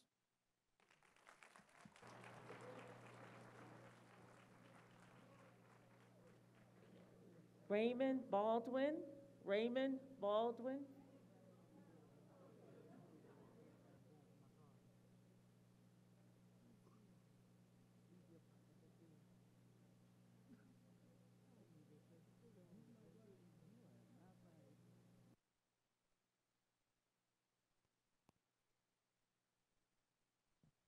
How you doing? I'm Raymond Baldwin from Clifton Ave, 1108. I'm here to not fight with the staff. It starts with the students. It starts when they're at home, and everybody, all the students should get a buddy system where they can talk to someone to calm them down. Because I'm married to my wife, of course, over there. I'm the calm one. She's the firecracker. So it's like, sometimes you need someone to say, calm down. That way it won't start like a riot, get bad, you know? So it's like if you got someone in your corner to say, okay, John, calm down a little bit. Let's not start this riot. You know, that's where it starts from. Because I'm just so happy my son didn't get involved with that, and my son came straight home. So as a parent, you need to teach your kids, come home. Don't fight. Don't blame the teachers. Don't blame the guards. And guess what? I worked outside my whole life. I get cold, but some jobs don't allow you to wear hoodies. You can't wear a hoodie if you're a doctor. You can't wear a hoodie if you like working for like a nurse, a teacher. And if you feel like you don't want to buy more clothes, pick your dirtiest hoodie and cut the hood off. Well, first of all, I'm gonna let you know something. I'm 51 years old, and guess what? I never wore a hoodie to school. I never once wore a hoodie. And guess what? I'm gonna let you know something. Hold on, let me talk. When I went to school, guess what? The teacher can hit the kids. If I was bad, I could get 5 to the hand or 3 to the butt. I'm just being honest. I went to school down south. Well, they put knees on necks now, but I'm not saying that you want that. Exactly. I'm mad at the students and they need to step up and stop whining and be men. They not men, yes, that's true. But grow up. It doesn't matter. You can be mad at me, but it's the kids that's trying to be grown and not doing what they're supposed to do. Ladies and gentlemen, can we please be respectful I don't in need the you to clap for me. audience? I don't care. I'm just letting you know these kids need to stay in their place. Guess what? I've been in business for a long time. Every job I work, I got different rules. When I work for FGO, they said I couldn't wear hoods when I go into people's homes. I had to respect them as a client. I did not wear hoods. And guess what? If you wore a hood, guess what? It's a $50 fine. Hold on. No, this is the real world. This is the real world. You don't need a hoodie to be warm. All you gotta do is put on 3 shirts. And if you wear a hood on your head, guess what? If you wear, hold on. Hold up now. Feel me on this, hold up. You trying to tell me you feel more safer with a kid with a hood on their head? 10, 15 kids walking around with hoods? No. Ladies and gentlemen. You can boo me all you want, but I don't care. A hoodie is not safe in school. Ladies and gentlemen, I'm asking you again to be respectful. Now, you were quiet when someone got up at the podium that you approved of. Everybody has a chance to voice their opinion, whether you agree with it or not. That's only fair. So give this gentleman a chance to express himself. His 3 minutes will be up just like all of those prior to him were. Thank you. Sir. I got a few more seconds. Now, I'm gonna let my son know this. Look, I rule with an iron fist. I don't always agree with my kids. I'm just letting you know that. But if they say wear a hoodie tomorrow, you can wear it. If they say don't wear it, don't wear it. It's that simple. I don't care.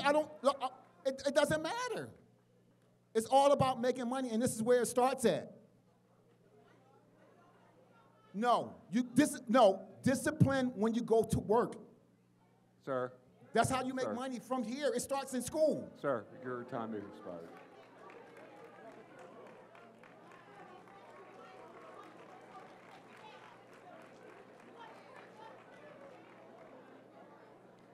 Calm down.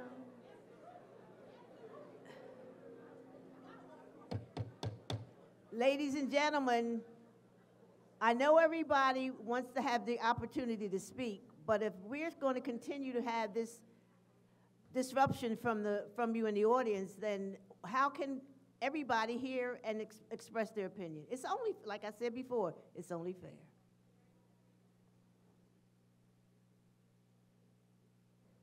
We have our employee, Michael. Last name is a little difficult to read. All right, thank you.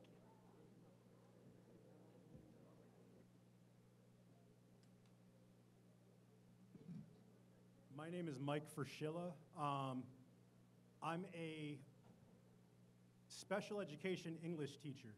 And I know I don't have to give my address, but my address is Northeast Philadelphia. And this was so important that I'm staying at a hotel by the Philadelphia airport during the World Series.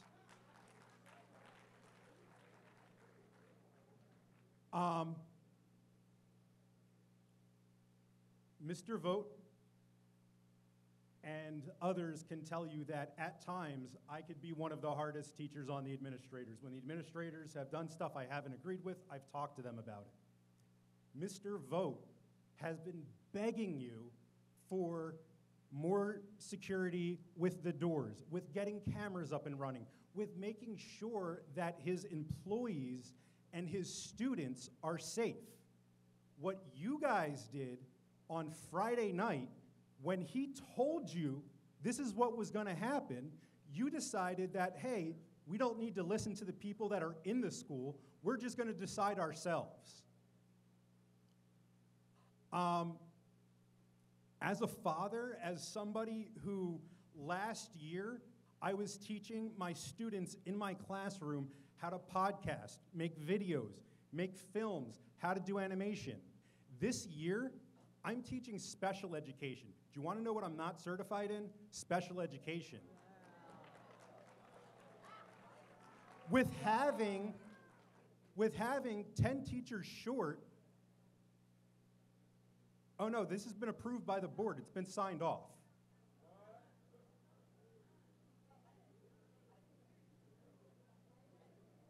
I was doing podcasting, YouTube videos, teaching them how to create films. And this year I'm teaching special education, and I'm trying to figure it out as I go along. My question is, how does this serve the students? How is this making it safe for them when we knew that there was going to be a problem? And again, it is a handful. The students here I am more proud of than any school that I've worked at. The resilience that these kids showed last year with what happened multiple times and with what's happening here. But what I'm going to say is, until you know how to keep them and me safe, they shouldn't be back here. And what I would also suggest doing is maybe if you guys aren't happy with your school board, do something about it. Thank you.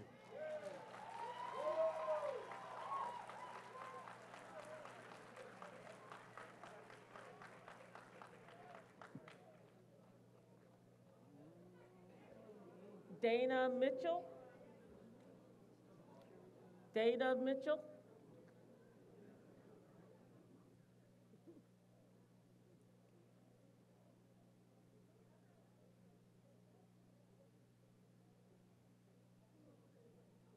Dana Mitchell from Burnside. Yes, ma'am.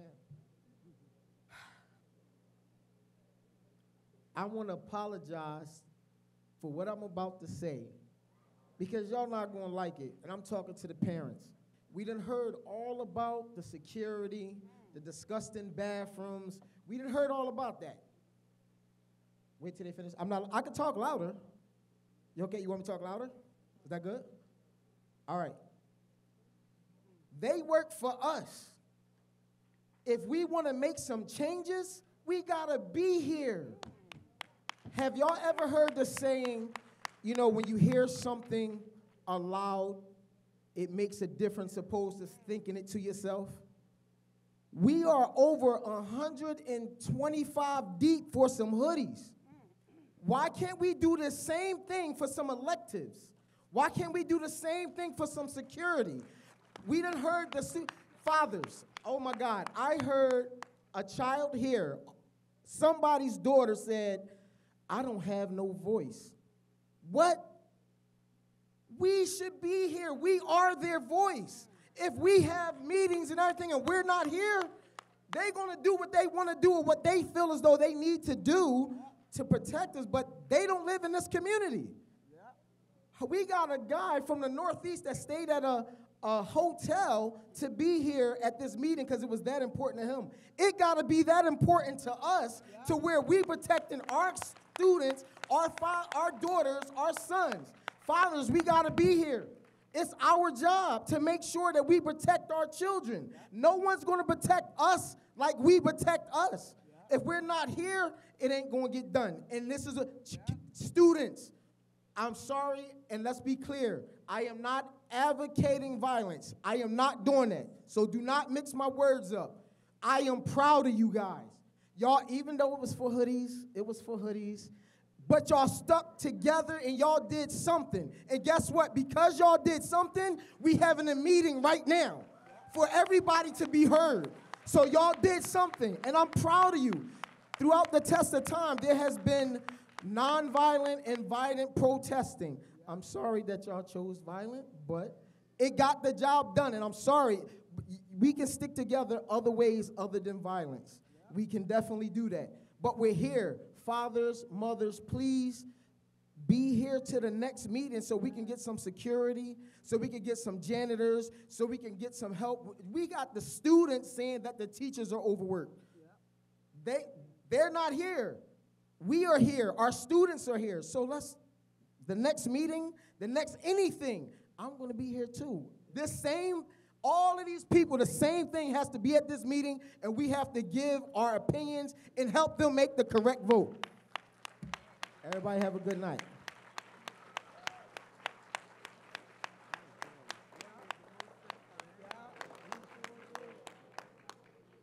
Reverend Dr. Eric Jackson.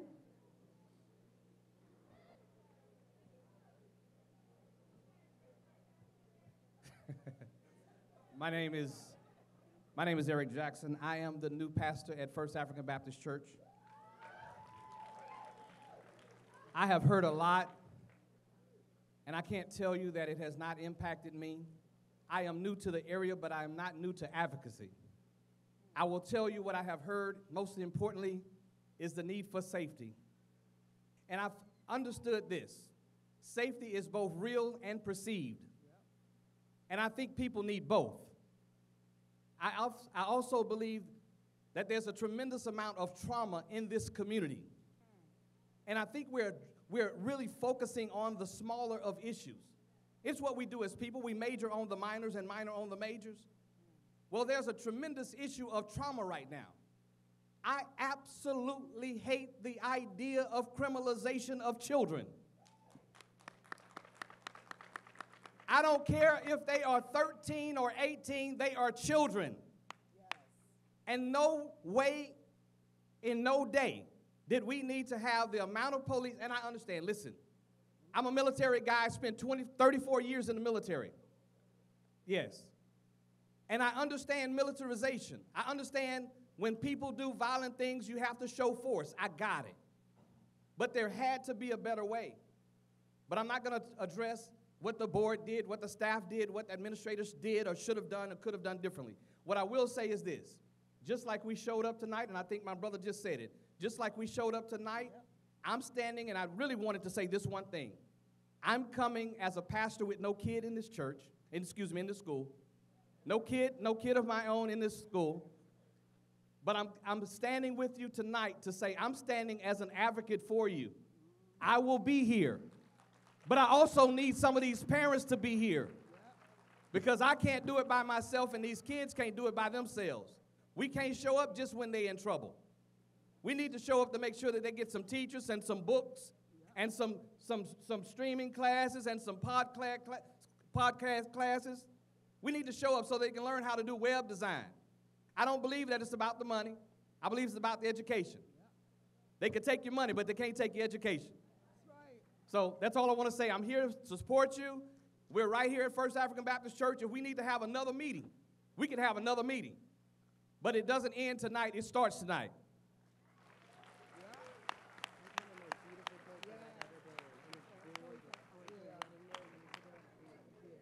Danelle Morris. Darnell. Is it?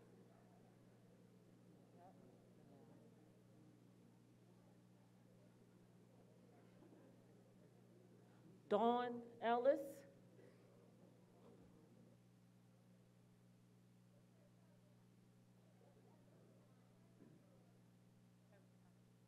Dawn Ellis, 629 Green Hill Road. So I'm going to stand here today. Number one, my number one job is advocacy. So I hear you, Pastor. I do advocate for the children of the Philadelphia School District. And as of yesterday, I'm here for y'all. There is so much that we can do, parents. We can go beyond them. I'm telling you now, how much do you value that seat you sit in? Because to me, I've heard tonight that there's been meeting after meeting after meeting, and they've been telling you things that's been going on, and nothing has been heard. I haven't been here. I don't have a child in the district. I was going to bring her back. I'm not. I won't. I thought she was in danger where she was, but guess what? My cousin was here presenting to you guys for Safe Corridors. Do you remember that? Did you guys look at that? Did you guys consider that? Because the only person I see writing anything down here today is Miss Monroe. You all got pens and papers. But I don't think you're listening to the parents. So parents, I'm going to tell you this. Advocate, be your child's advocate. Be your child's voice. Let's get together and do this because they don't value these seats that they in. They holding dear, they holding on tight, but they don't have to be in them, ladies and gentlemen. And I just want to say this too, to the kids. We don't mean no harm talking about back in the day and how it used to be, and your hoodie is not important. Your hoodie ain't important. Your hoodie took lives. It's not important. You're going to go to work one day, and they're going to tell you what you got to wear, at what time you got to be there, at what time you can eat your lunch, at what time you can leave for that day. And God forbid your salary, because then you're going to be working longer than you're supposed to be working in the 8 hours that they're paying you for. So I'm telling you, when you leave these grounds, because I am alumni of Academy Park 1989, life ain't been easy since I left here, but it's what you make it. So take the opportunity that while you're here in this school and learn and stop fighting. And board, I want to tell you this again. I come from the days of grade 1 through 6 at the elementary school, and then we all met at the middle school. So when we got to the high school, we got along. Parents, just parent your children. Don't lose them in the cycles because we're losing. And Sharon Hill Police, keep your hands off our kids.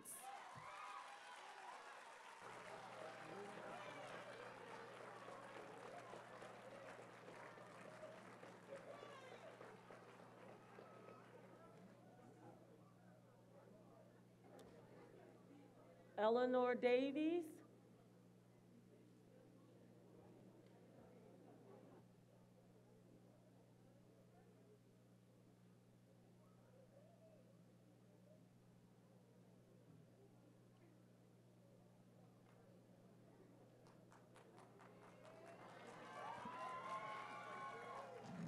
Basically, y'all know who I am. And I'm going to make it short and sweet. I got a phone call. Eleanor Davies is my name. I got a phone call about these hoodies. I'm here to say, first of all, I'm in the elementary. Half of my babies wear 3, 4 hoodies because they can't get a coat. We can't get donations because of COVID. So we need those hoodies to keep our babies warm. Our next issue with elementary, because I'm sorry about Academy Park, but I got to talk about home. Our next problem with these hoodies, we got some classroom cold and some burning up. So we need the hoodies. I'm going to name it. So yeah, I got layers of clothes, but ain't nobody taking my clothes off of me. Ain't nobody telling me what I can't wear. But the thing is, I want parents to realize, we do have a dress code problem. We got bellies out, earrings showing and all of that, and you can't wear that in the workplace. That is a problem. But the problem is not the hoodie. I'd like the young lady to suggest put your names on it so you'll know who they are. Our IDs ain't the best, but we got to come up with better solutions. Even if you were going to make this suggestion, we got a winter break coming. It was a long time for us to get something going. Maybe Santa could have brought us some clothes.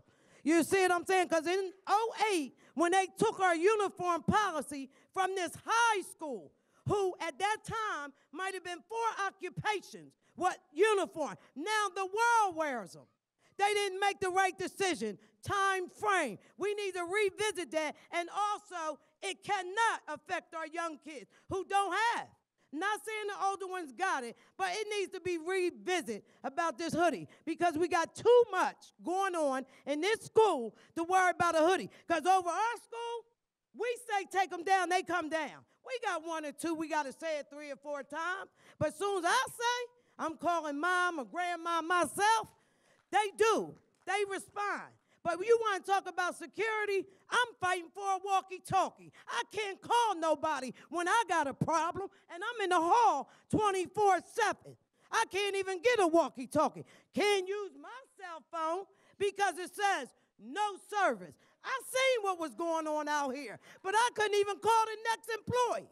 You got doors locked around here. I can't go in a classroom and use a phone. Yeah, I'm frustrated, and I'm an employee. You want to talk about money? I don't make a whole lot of money. If it was money that was the problem, I would have been going long enough. I love my job. I love my job. Anybody who knows me, know I am an advocate for all kids. I don't care about color. I don't see color. I don't care who you belong to. I do what's right. I try my best. When this incident happened, I'm inside of what you say, Southeast Delco. I didn't know nothing till I turned to a kid. The kids in my building told me what was going on because their parents is calling them, texting them, I'm coming to get you. But I still didn't know what to do. I got kids begging me, can I call home? Can I check on my brother? The thing is, we got bigger issues to fry than a hoodie. Let that go. Re-vote on this hoodie because it's affecting all of us and mainly these babies who ain't got no coat. They really don't. That needs to be addressed immediately and deal with some real problems in all these schools. You want to talk about cleanliness?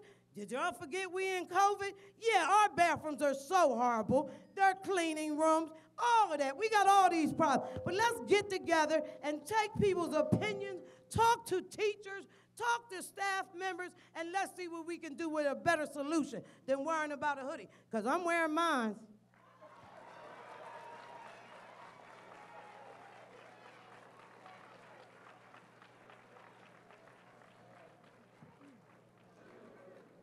Marcus Hartman.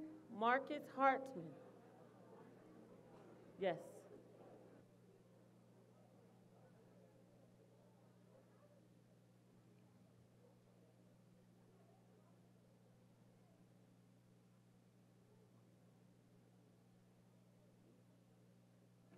Marcus here.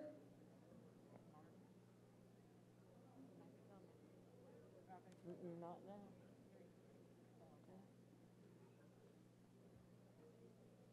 Alea Chandler.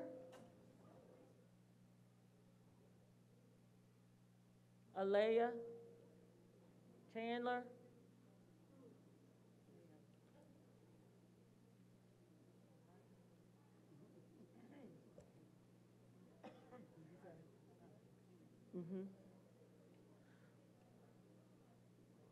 Chandler.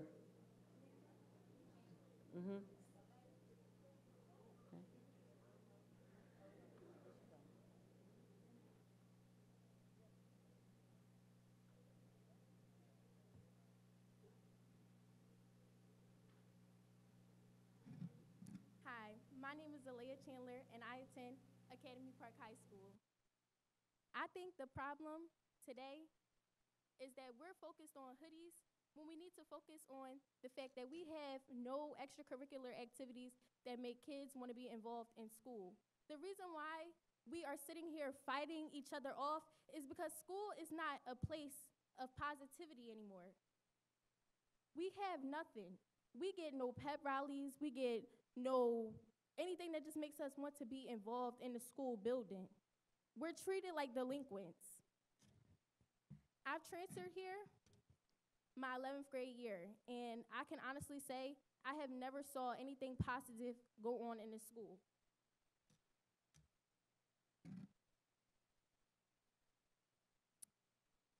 I feel like we need more. We need a change. We need things that make us want to be here. And that's what I have to say.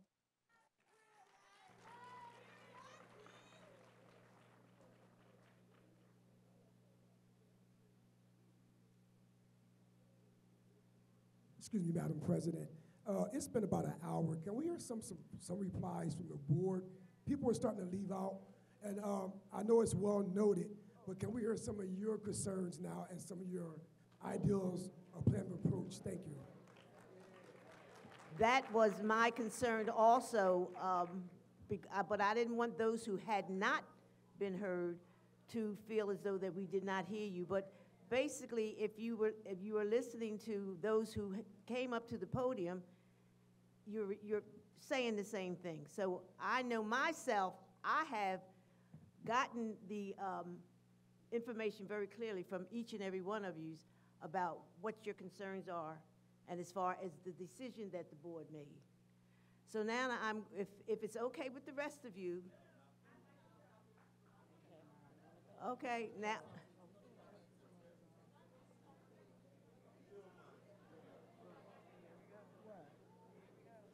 All right. If you all don't mind, peace and love, everyone. My name is Dr. Leo May Schultz, okay? Sorry I didn't have my suit and stuff on. I had to do the after-school stuff. Then I had to come up here. Now, I just wanted to, Dr. Leo May Schultz, S-H-O-A-T-Z. Now, normally when I open my mouth, I get in trouble, so just give me a few seconds. I just want to just remind everyone that this was a cry for help, right? And when we look back in history, people mentioned it, you've seen this from the students, right? The students will riot and they will protest to show you what's going on and how they feel, right? Now listen to this. We as the elders must have lost our fight. But our children didn't lose their fight. And they still ready to fight. So one thing we have to realize is this. It's not the board fault. Hear me out. It ain't the teacher's fault. It ain't the student's fault. It ain't anybody, the cops' fault. It's the way this system has been designed. Y'all ain't want me to say that, right? Let's talk to the truth. So if we want the truth, I done worked at every school, and my children goes to this school, and I tell you, at every school, ask whatever teacher is the curriculum designed for the children they're teaching. So if every student then got up here and said that they ain't doing nothing, they also didn't say they ain't learning nothing. So when the last time the teacher or the school board lost their job because they wanted to advocate that the government ain't giving their children nothing? You heard that? It's probably on the cameras too. So if we want to get together, the school board, the doctor, the president, you have to let the parents know that you need their assistance. And that we have to get because you'll get fired if you do it alone. And the parents not in the classrooms. And they're not in the hallways to see their child say, "Get the F out my face," to the teacher. I'm in the middle school and high school and elementary school and they talk like that. So what about that? So it's a whole big mess. So it's going to take a collaborative effort of parents, school board, teachers to protest. I'm calling for a protest, huh? To protest. You're going to have to say, I'm not going to work. I'm not sending my child to school, and we're not being a school board until we get a change. Until then, there is going to be a curriculum that's paced, that's scripted, and it don't meet the needs of your black children, your white children, your Asian children, no children. It meets the needs of a prisoner. I have to go to the bathroom. Have a good evening.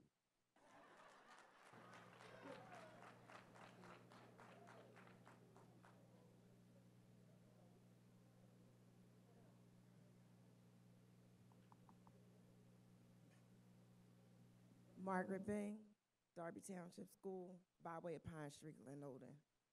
I'm exhausted. It's like the third meeting in like 3 weeks. I'm tired, but students, parents, I'm proud of y'all for showing up because it was none of this the past 2 meetings. I'm very proud of the students.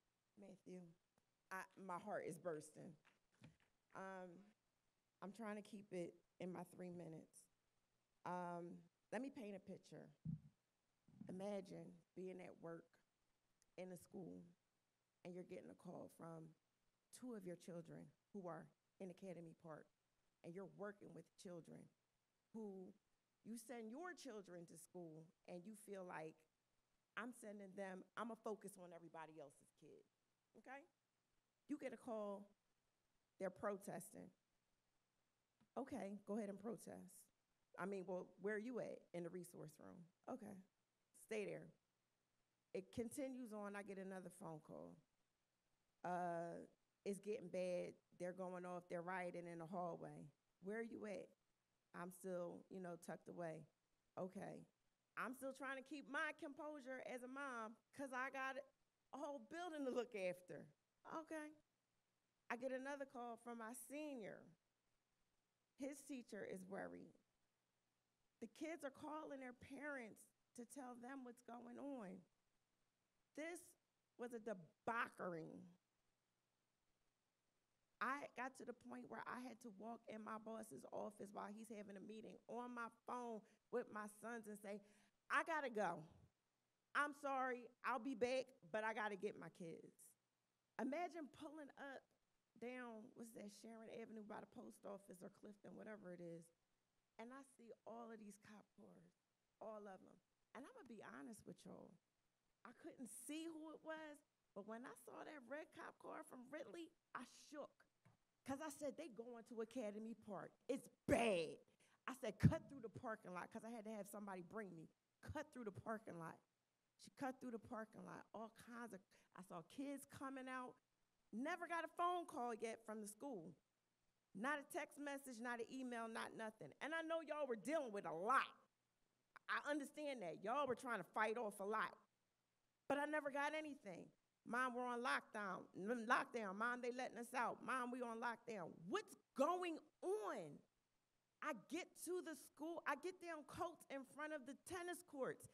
There's a boy on the ground. And I'm going to get upset, but he's on the ground. He couldn't breathe. My son is on the phone saying, Mom, they pepper spraying us. Where's your brother? My girlfriend's car hadn't even stopped rolling. I jumped out the car. I was ready to take a bullet from my kids. I need y'all to understand what happened. I need y'all to have this picture in your head that I had to find my kids, one on the field, one down on the sidewalk walking. That's petrifying. I cried all the way back home, whole bunch of explicitives, because I was pissed that all of this happened. I got questions. The man asked about Miss Ellis, if she's still here, I can't, if she left. Oh, what are we doing about the safe corridors? There was a solution given. What happened with that? What is going on? There was an offer made for something. And what is going on? The 1 to 8 buildings, now we're afraid. What's going on? I don't know directly because I'm not an administrator, but what's the directive coming down to us? Because we're afraid. Is it coming towards us? Are they about to start this mess here? I mean, they're kids, so we kind of got a better handle on it. But it's scary because there's no handle on what's going on, and we don't understand. I understand, and respectfully, I got to say this. We need answers. We don't need meetings for meetings like Ms. Monroe been saying. We got everybody here. We need answers. Our kids are not safe. The buildings are not safe. We need answers on what's going on because I'm not sending my kids back in here until we have answers and solutions. Get the middle school kids and get them together because getting the all county out here and these kids getting beat up in the streets, that's not it. Ms. Bing. Okay.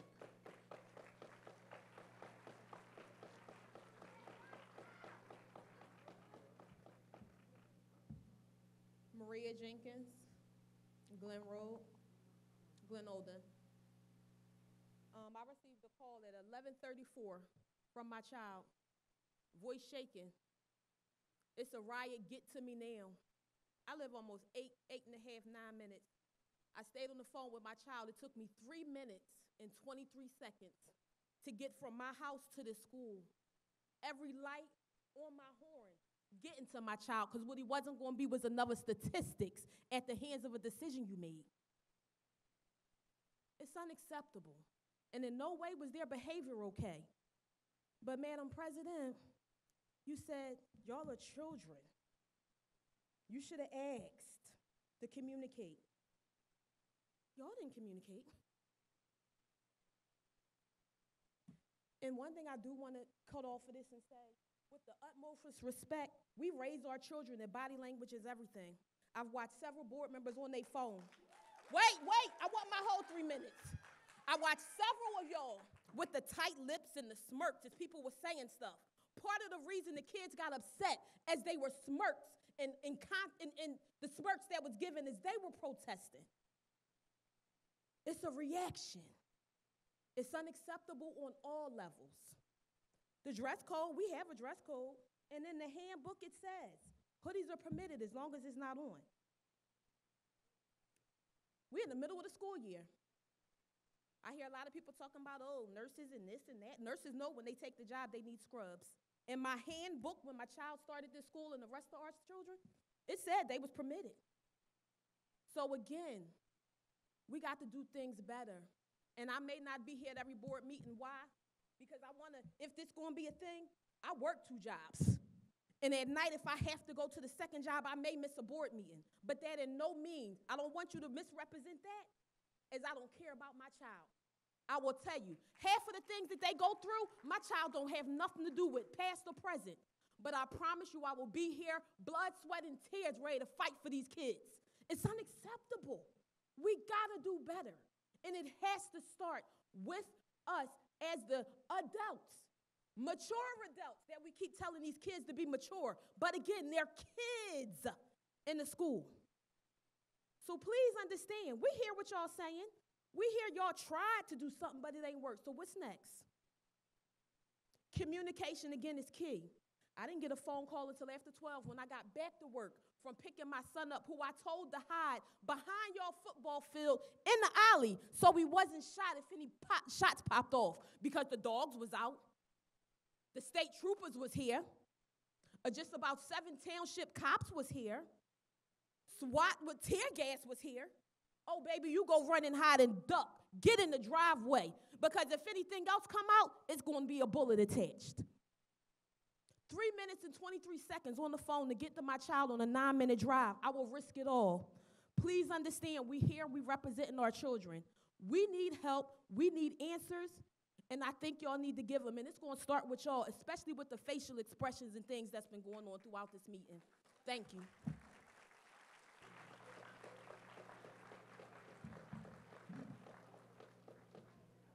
Hi, my name is Fatimata Kaba. I am a junior at Academy Park. And first things first, I want to say, I feel like you guys shouldn't have made the ban so abruptly. I feel like as though we should have got like a warning, and us as the students, because we're being affected by the ban. I'm not going to sit here and say that we don't need the precautions, especially amidst all the school shootings on a national level. But we need to learn about these policies. Not all of us have the time available to attend these meetings.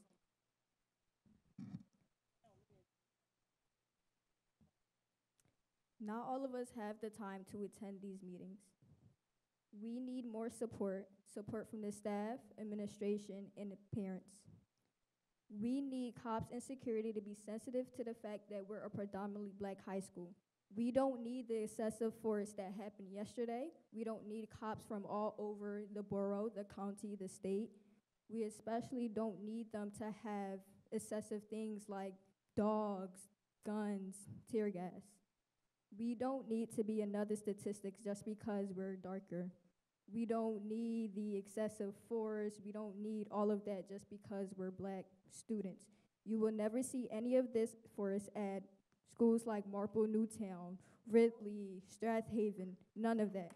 But because we're Academy Park, because schools like Penwood, like, we need all these cops. We don't. It was, 3 fights? We don't need cops all over the county just to stop it. We don't need students being choked. We don't need students being slammed. We don't need students saying that, oh, well, I don't feel safe to my school. And especially last year of the situation that happened, we had police after the math with AK-47 stationed throughout our high school. Although I really didn't react to that, that is traumatizing on a level that I would need to process when I get into adulthood. I don't need to do that. I don't need to think about that. Thank you for your time.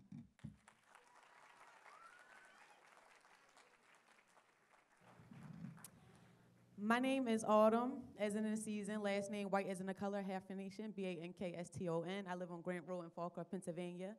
And I am a Canning Park High School graduate. I've been in Southeast Delco since the 1st grade. 1 through 8, I wasn't allowed hoodies. That's fine. It was in the handbook. I knew that before I started school, that was the case.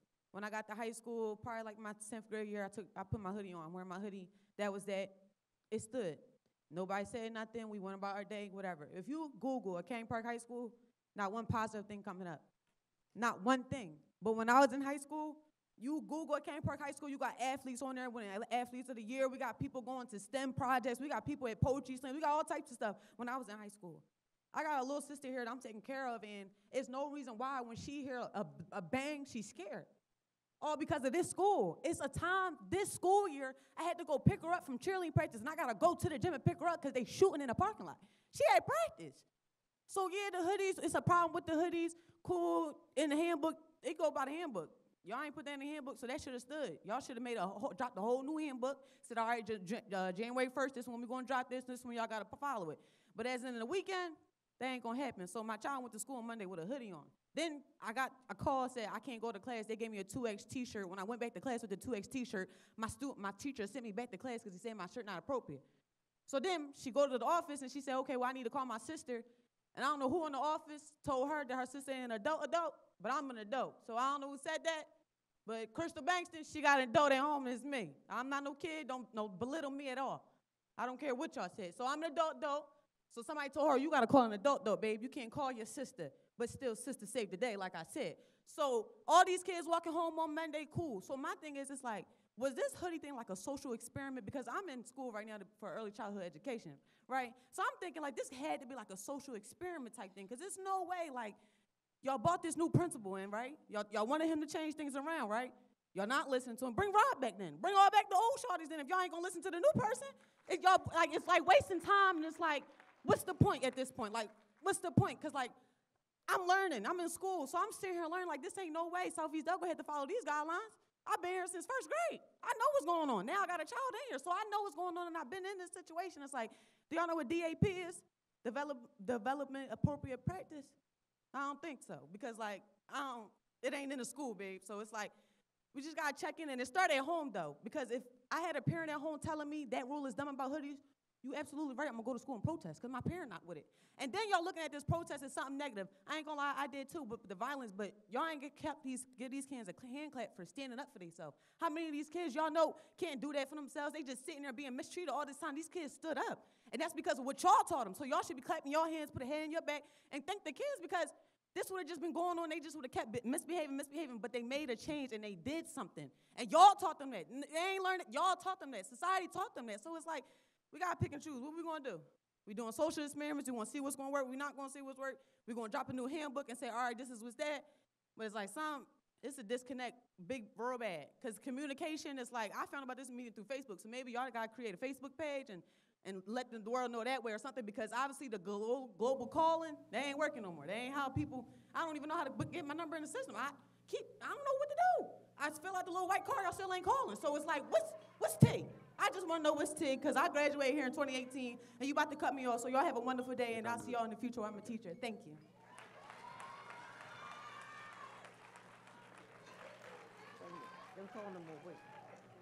Excuse me, ladies and gentlemen, it is now 9:30. We've been here since 7. I know that a lot of you still want to speak, but a lot of things that have been said are being said over again. We still have to hear from the board, and a decision has to be made tonight about these hoodies. And that's all that we can talk about under.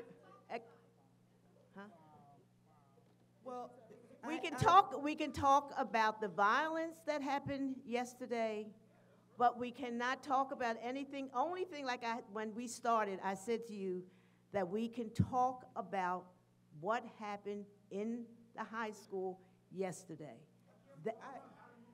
Because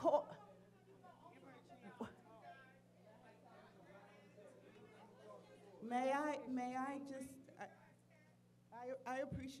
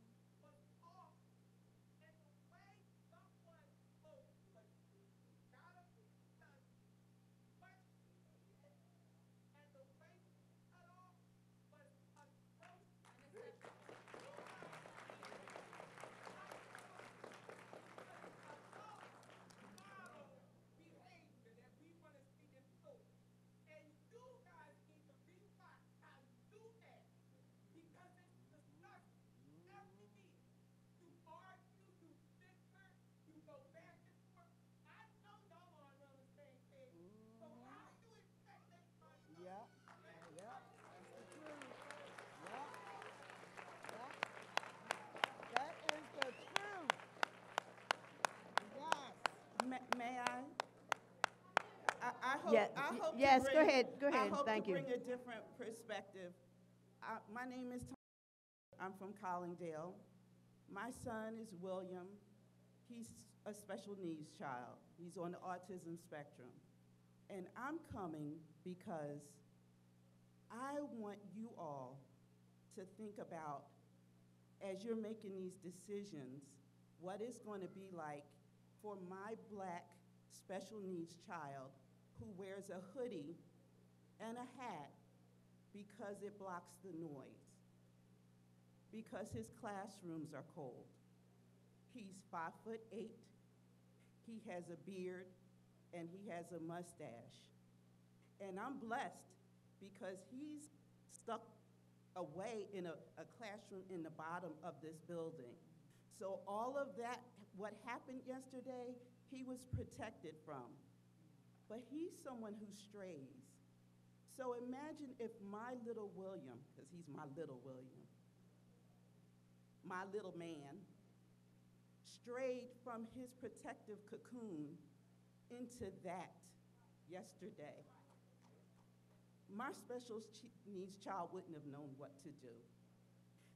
But a cop would have saw a Black young man in a hoodie with a hat.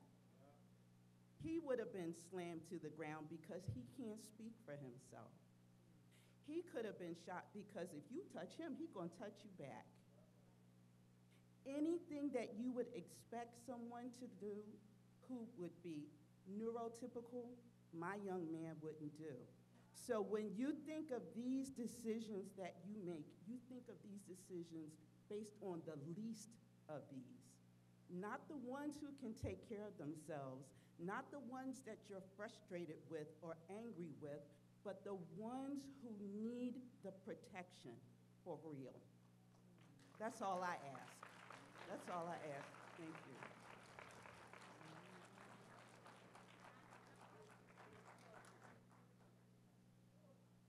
How y'all doing? My name is Shalia Jackson. I live in Fallcroft on Taylor Drive. I grew up in Delaware County, and me growing up, it was nothing like this. Yesterday, I got a phone call from a TSS worker that works here. She was with another student, but I'm cool with her. We're on FaceTime. It was a peaceful protest at first, and then it got out of hand. She told me to call my son. As I'm calling my son, I'm getting a phone call from my husband.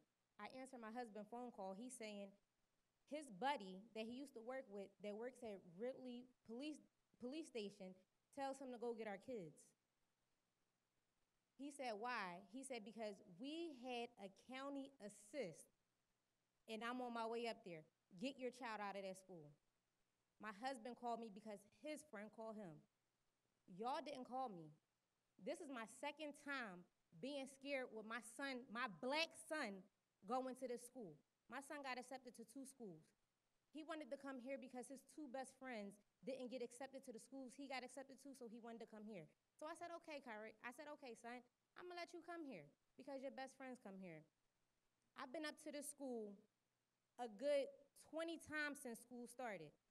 More times than I've been up to Darby Township School where he went from 2nd grade to 8th grade. More times.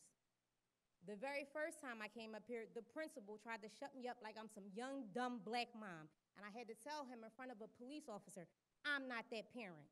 Before something happened to my child, something's gonna happen to you or somebody else's child. I'm not that parent. And for me to come up here, I came all the way up here from Springfield. I was at BJ's when I got the call, in the middle of a transaction. I got up here within 10 minutes. I couldn't even get the hell, excuse my language, I couldn't even get the hell in here because it was blocked off. And it wasn't blocked off because of the kids. It was blocked off because y'all called a county assist for these cops to be out here. So I had to leave my car at the light, Lord knows if they was going to tow it or not, just to make sure my son was all right. Because why? Y'all told some of the kids to stay the hell in school, and then y'all told some of the kids they had to leave. So y'all didn't even know what y'all wanted to do. Y'all was beating on some kids, and then the cops was beating on some kids. Like, the communication sucks. Y'all gotta get it together. Y'all have to get it together. This is you might as well say it's predominantly a black school, because it is. Like the young lady said, this wouldn't have happened to no other school. If this was Springfield School, it wouldn't have never been a county assist. All these cops for peaceful protesters started peacefully. But if y'all wasn't acting the way y'all was acting, or the teachers, well, I wouldn't even say the teachers, but some of the security guards, telling the kids, and I saw it, calling some of them bastards, get your ass back to class. If your mom was here, would you be doing that shit? And I saw it because I was on FaceTime. All that is unacceptable, and nobody is to blame but y'all. So y'all gotta fix it. Because if y'all don't fix it, I'm gonna be up here every single day still for my child, speaking for my child and other kids. Thank you.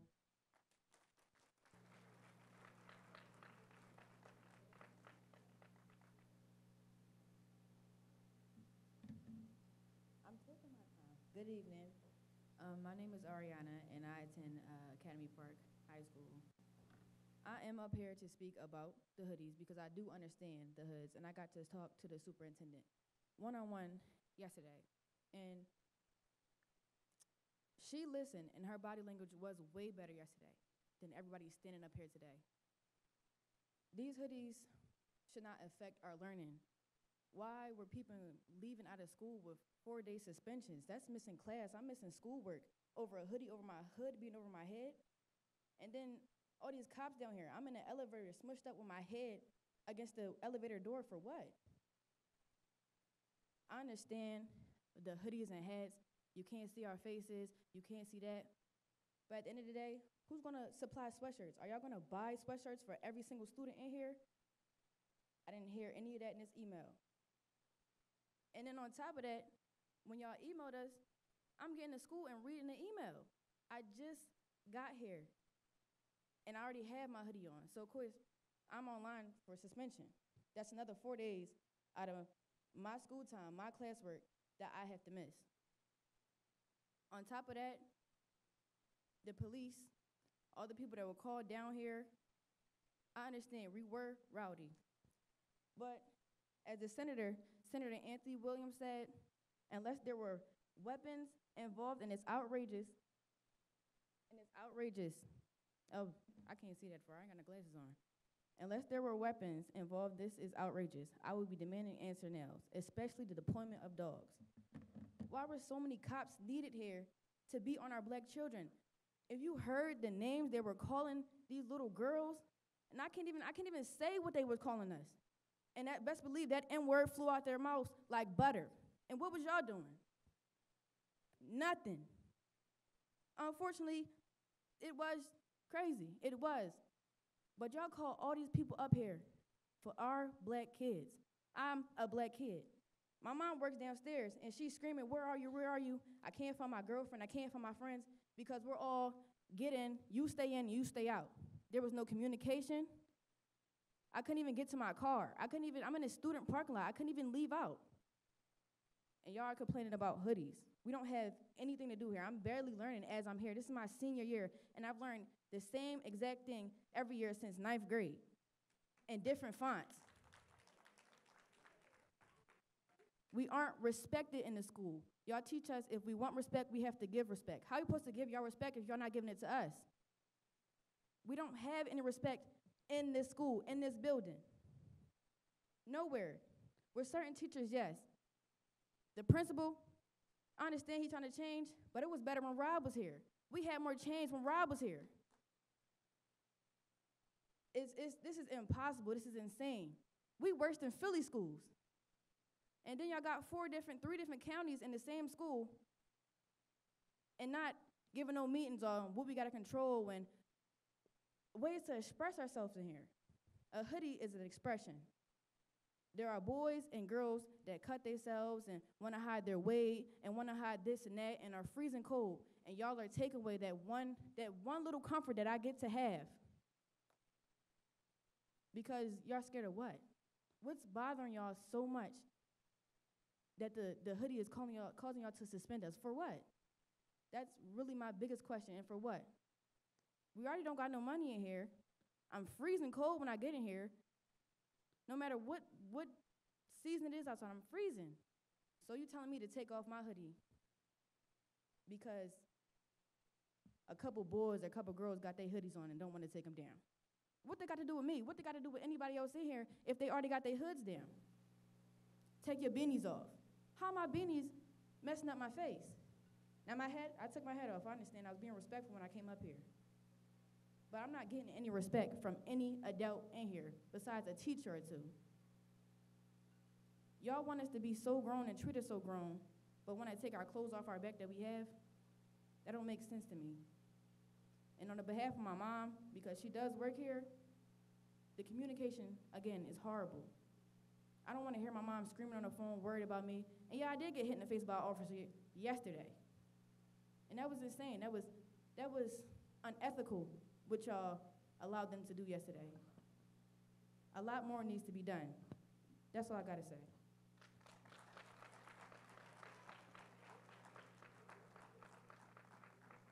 Good evening. My name is Charles Pearson Bay from Sharon Hill. Live here for around 30 years now. My daughter graduated from Academy Park. She went to all the schools here. Okay. My daughter actually went to school here. She grew up here. She went through the entire school system. The hoodie is just a distraction for y'all not doing your job. Y'all trying to find something else to blame that y'all can take your focus off of yourself. The problem is y'all don't hear the people. Only thing y'all hear is yourself. I worked for Fortune 500 companies for 20-something years. And when I deal with doctors, masters, y'all don't hear me because I ain't had no degree. They don't have no degrees. Y'all don't hear us. The problem is not them, it's you. The police force, this has been going on ever since my daughter was in school. The coldness of these buildings, the same way. Y'all raise our property taxes. Where's the money? Misappropriation of money? What y'all doing with it? That's my question. I see it's like a distraction. Oh, let's take off the hoodie. Y'all not giving us the books, the vocational education they had here, y'all took away. Another distraction, right?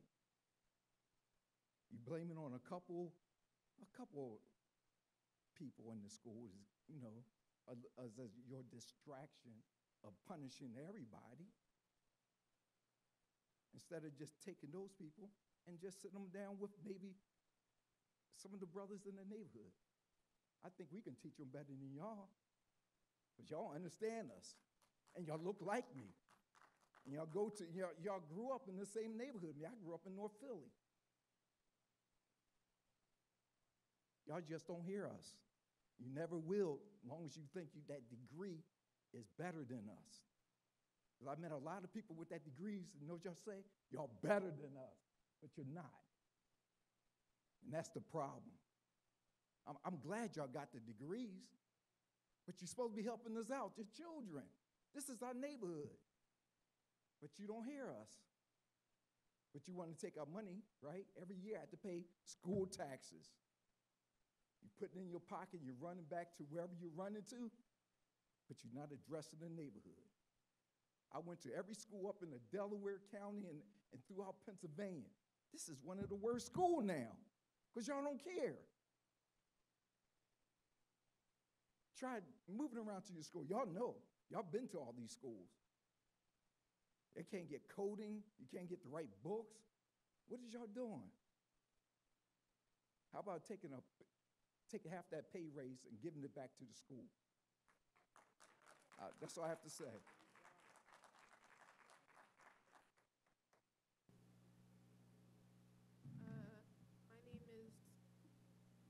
My name is Alicia Masita.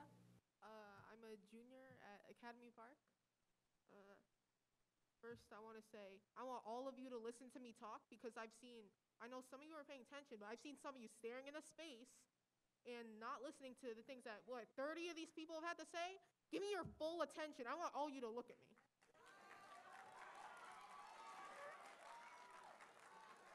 I've experienced firsthand that riot that happened yesterday.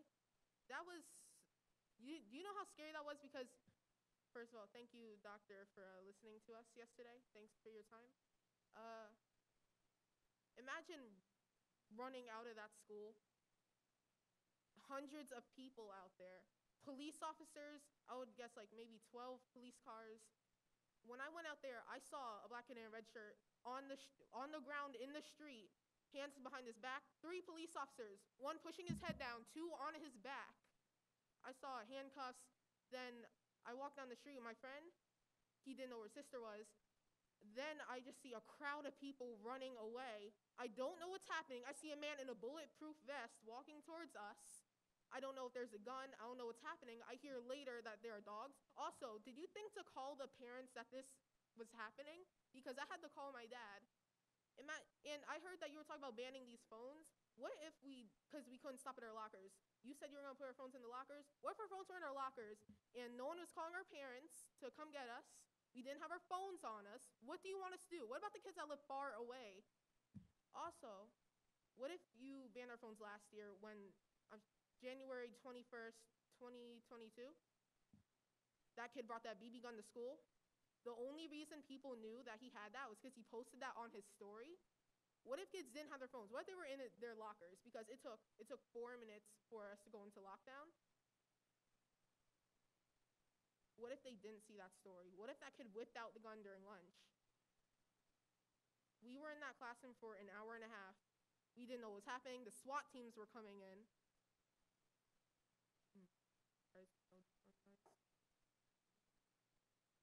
Take my time. Don't you have me on timer for 3 minutes? I know once that timer goes off, he's gonna start looking at his phone. He's gonna lose all attention in what I'm saying. What are you gonna do about what these 30 or so people, what are you gonna do about what they're saying? Because you in the middle talking about, we still have to make a decision about these hoodies. Are you hearing their concerns about the safety? I've seen security guards picking up students, slamming them against lockers by the throat sometimes. And you're over here talking about hoodies, you're talking about safety. You think the hoodies are the problem? Maybe it's you and your effed up policies.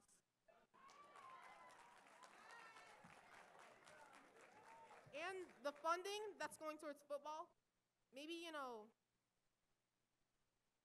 spread that to somewhere that actually matters, like maybe security guards, because I've heard from other students that play sports that these football kids are getting party buses, they're getting all this stuff in all the sports.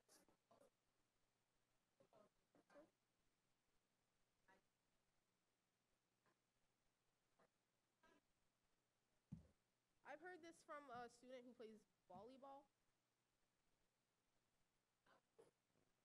Okay.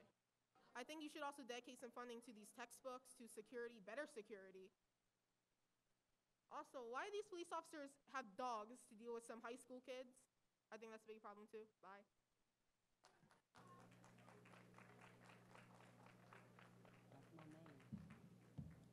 Good evening, everyone. My name is Felicia Coffey. I live at 1023 North Street in Collingdale, PA. I just want to say, no disrespect to anyone, but first and foremost, although what happened yesterday, these are still adults. I don't care how old you are or what situation happened, because we can't control everything. As a parent, when I make a decision, I can't control the repercussions that may come or may not come, so I will not stand here any longer and let another young person disrespect another adult. No matter what, these are still adults. And also, if the parents would stand up, and I'm going to be the first one to tell you, my kids don't even go to Academy Park anymore. This is the first meeting I've been to. So, and I know I ain't seen none of y'all because I haven't been. So I wonder how many of y'all been. It start with y'all. It don't start with them. It start with y'all. And if y'all sick of them, come and remove them. Do something about it instead of condemning them all the time. You got to vote. Exercise your right to vote. That's the most important part of the thing. Although what they went through yesterday was very unfortunate. It was very sad. I feel bad for everything that happened yesterday with the trauma. When trauma breeds trauma, we can't do nothing but try to maintain and help the traumatized children. But if we already broken adults, we can't help a broken child. That's what we're creating, a broken child. So we got to break the cycle. But the cycle don't start with them and condemning them. They doing their job to the best of their ability because y'all elected them. Y'all elected them to make the decisions. If you're not happy with the decisions, come and move them. Come to the meeting. Stop hollering at them. I'm done.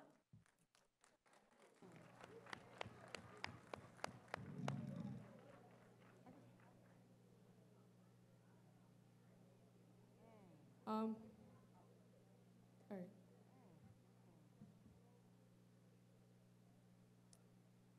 Well, my name is Latoya Roberts. I'm a junior in Academy Park High School. I'm not one of the best students. I'm not even gonna lie to y'all. I'm not one of the best students. I'm always in trouble. I'm always doing something. But what I have to say is yesterday I spoke to Dr. Wallace, I think your name is, Weiner, I'm sorry. I spoke to you yesterday. You were calm. I'm sorry if I disrespected you. I was just heated at the moment. I spoke to you. I told you, I said, a lot of these students have a problem with self-harming, and they use hoodies to cover it up. I saw a girl with self-harm, and now everybody is looking at her. Like, now they're gonna ask questions like, what's going on with you? Da-da-da. Everybody in her business. That's not even right. Now I have a Muslim friend. We were in gym. She had her sweater on. She told me it's haram to show her arms. The gym teacher told her to take her sweater off, even though she tucked in her hoodie. The gym teacher told her to take her hoodie off, and I told her, well, it's against her religion. She cannot show her arms. Like, she's not allowed to do that. The gym teacher gonna sit there and tell me, well, I don't care. Excuse you? I don't care. What? Like, anyways, but then yesterday, I'm not gonna lie, what they did was wrong. I told you, I specifically told you, if you end that meeting in anger, violence is gonna start in the next 10 minutes. I told you that. I specifically said, in the next 10 minutes, they're going to start being violent. Nobody listened to me, but I don't care. We went outside, next 5 minutes, they're fighting out there. What they did was wrong, okay. I can't speak about people fighting because I do the same, I'm not gonna lie. But we go outside, we're outside, a girl's trying to get in her car. A police officer comes out of nowhere and tell her, excuse you? How do you tell her that, excuse you? So me, she's not gonna speak for herself, but I'm gonna speak for her. I don't care, I speak for her. She didn't say anything, I spoke for her, and this man had a nerve to say I had a shower cap on when he had tight pants on. Like, that don't make no sense. But anyways, I asked him, I told him, can I talk to your chief? He said, shut the F up. Excuse you? Like, who are you talking to? We are kids. We have dogs out here for kids, literally kids. What are the dogs out here for? I thought they were supposed to be sniffing for drugs. I don't see no drugs. We're coming out of buildings with metal detectors. There's no issue out here. Well, that's all I have to say. I truly apologize for the language, but thank you. Hi guys, my name is, I don't think anyone mentioned the microphone problem, but it's really muzzly back there, but maybe we can fix the mics and the sound system too. About the hoodie, I'm wearing my son's hoodie. My name's Cynthia, I'm Bartram Avenue in Collingdale. My slip is there, so you have the exact address there. Cynthia Montañez. I hear a lot about cultures, about black and white, and it's really not about that, guys. I mean, look at this school, it's very multicultural. And about the hoodies, is it really that the most important thing? Because I know that you guys heard about a lot of the opinions about the parents, and I know that a lot of the things were repetitive, but this is very important. I mean, these kids, they voiced their opinion and their passion yesterday in the most worst way. In the worst way, I really don't agree with the way that they went about it. But I am glad that they stood up for something they believe in, something that they wanted, a change that they wanted to make. I do believe in the dress code. They shouldn't be wearing showing certain skin and stuff like that. They should be dressed properly, But I remember, do you guys remember going to school? Do you guys remember when you guys were younger? What was the thing, what were the things that you guys stood up for? What were your passions? What were your, things that you were banned? What were things also, how upset were we when things got banned because one person did something wrong?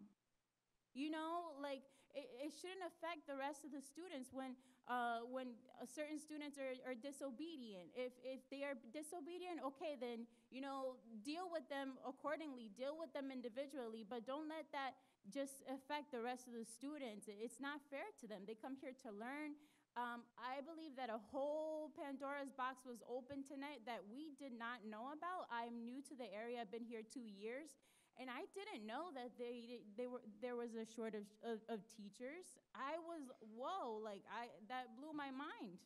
I didn't know that the education here was the way that it was, you know, and I don't know if it's 2 different towns or however many different towns are here, but I don't know about you guys, but I don't have the money to put my child in a private school. I've looked into it, but I don't have that kind of money. It's like paying a college tuition, you know, and they're in high school. And public education used to be like the best thing ever back in the day. I remember that. I remember I grew up, I graduated 2004. Our education was great. Like, I remember my friends going to private schools, and I'm like, I'm going to a public school and I'm getting a great education. It should be the same for our students too. It should be the same for our kids. And about their safety, I nearly had a heart attack because I have 2 babies at home. I have 3 teenagers, but I also have 2 babies.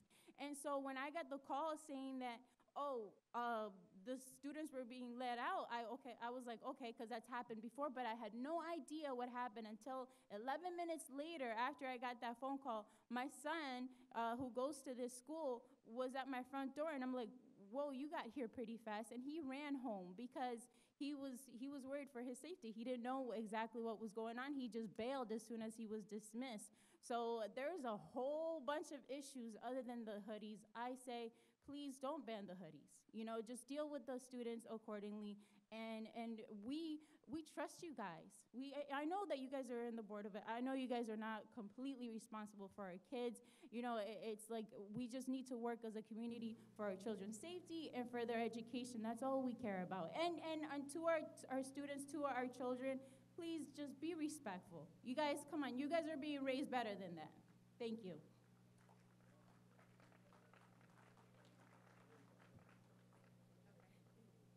Hello, good evening, good late night. My name is Tamira Randolph. I'm a resident of Collingdale. I have like 4 students here who are like my nieces and 1 nephew. I'm not keeping anybody, I don't want to keep anybody's time. I came up here to specifically say that it's going on like past 3 hours of this meeting. And due to the respect of time for the parents that are out here who have to be to work at 6 in the morning, 7 in the morning, including myself, I just asked if we could put the comments on hold. Like when you watch YouTube and you have to skip the ad, some of us have to watch the ads. Just please put it on hold, and can we hear from the board, please? Because parents are leaving, everybody's ready to go. And what was needed to be said was stated and said so appropriately, respectfully, and it has already been said. So please, can we put the comments on hold so we can end the meeting in the best way possible? Thank you. Hello, Madam President. Are you holding comments or?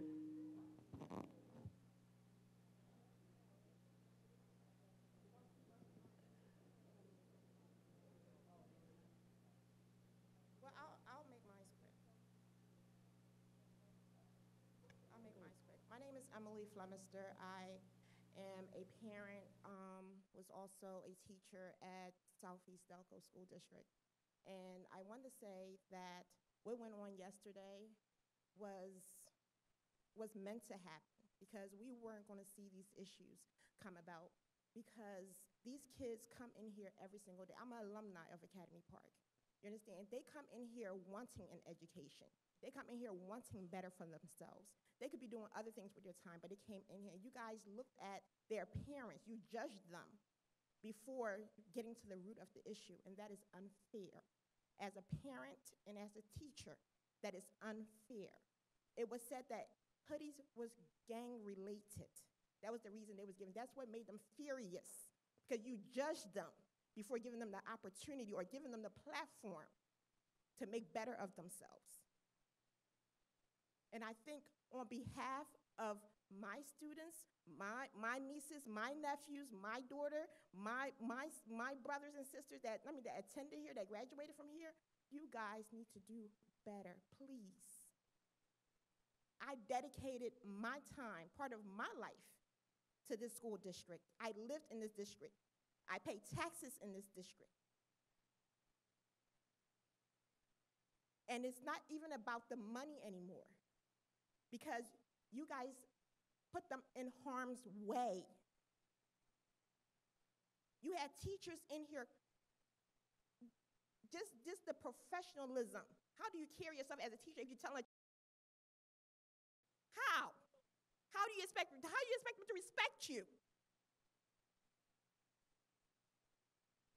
And I've been in the classroom. I have sat with students who have cussed me out from here to there. That doesn't make me do that as a professional.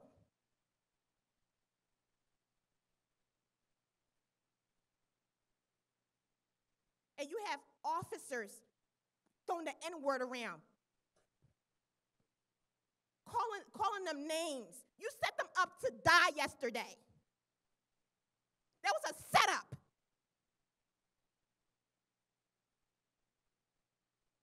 Where were your kids at? Were they here? Where were your grandbabies? Were they here?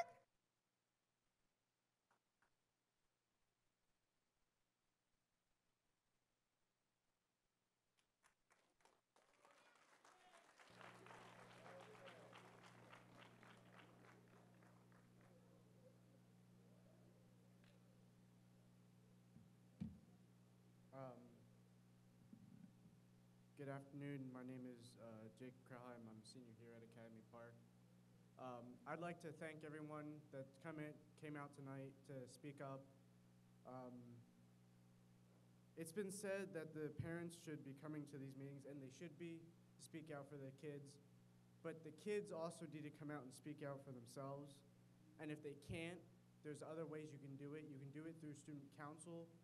We have a meeting for the seniors in room 322 every Tuesday at 2:15. Please come. You guys, for juniors, Miss Kaluza also has student council. I don't know the exact stuff for that. But seniors, Tuesdays, 2:15. We need your opinions. We need to know what you guys want. And if you guys can't come here, we can come here for you and speak for you. So please come to these meetings. Thank you.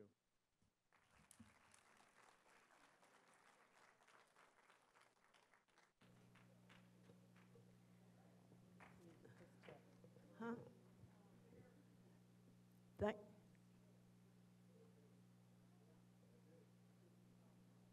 Thank you, everyone.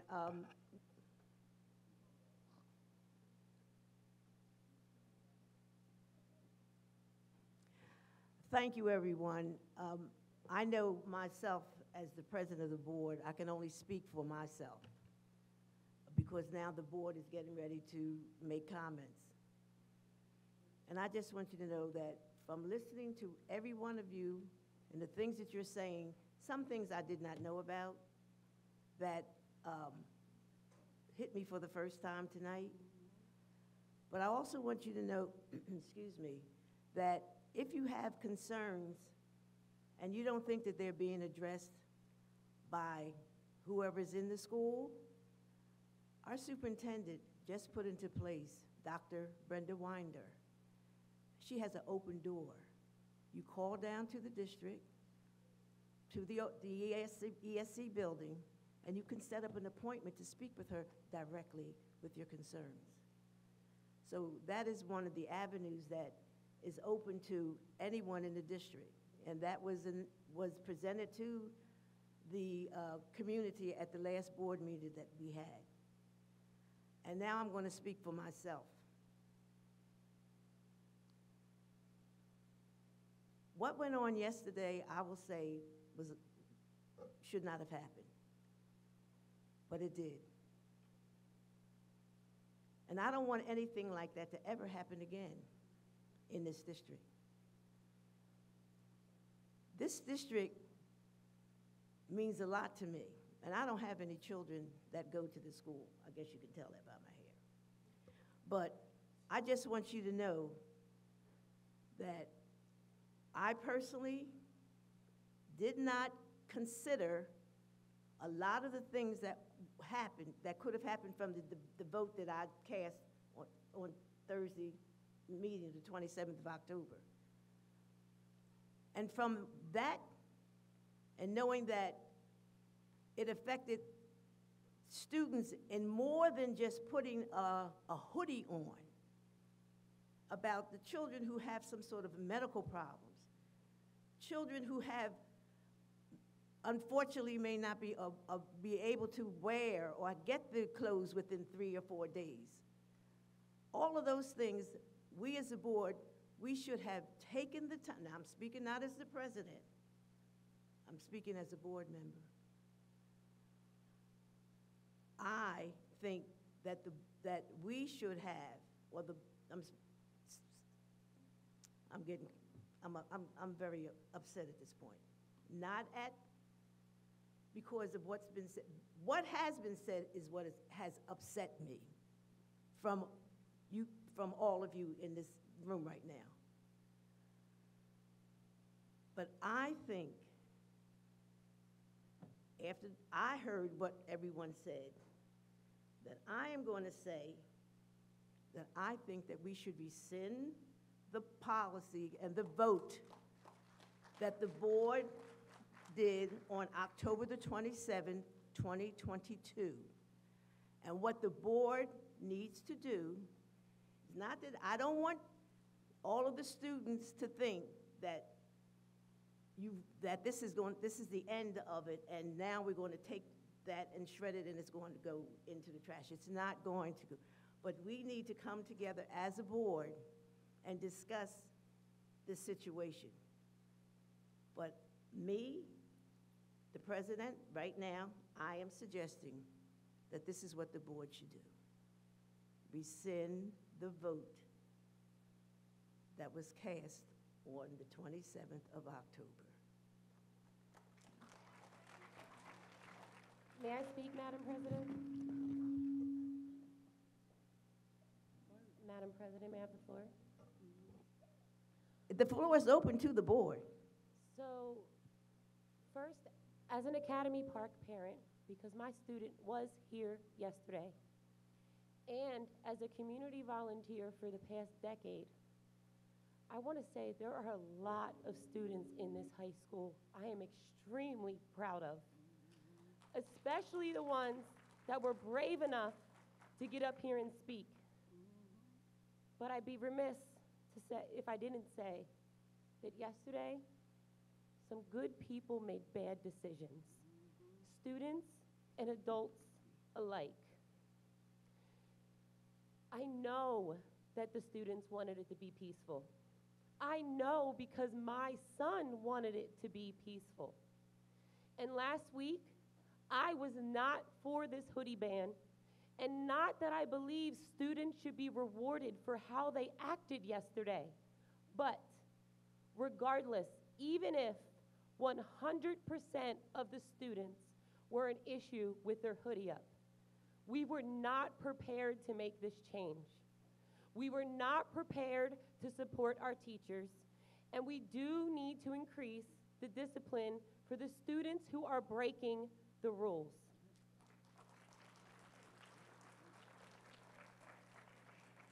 But at the same time, it is important that we make these intelligent, well-behaved students in this school feel empowered. And those kids yesterday did not want this to turn violent. And once it did, believe me, they were scared. Now, like I said, I do not want children being rewarded for what they did yesterday. So I do agree that the board needs to do something about this ban. And I would suggest allowing the students a chance, one last chance, to self-govern. Let them know that if they cannot follow the rules, we will need to make changes like this. And I'm not happy about them. I hate to see students punished. When I went to high school, I wore a hoodie. When I go to work, I wear a hoodie, and I'm an early childhood education teacher. I'm not judged for wearing a hoodie. My preschoolers come in hoodies. Is there anyone in this room that doesn't own a hoodie? Anyone? Can someone raise their hand if they don't own a hoodie? Okay, we have two hands. Two hands.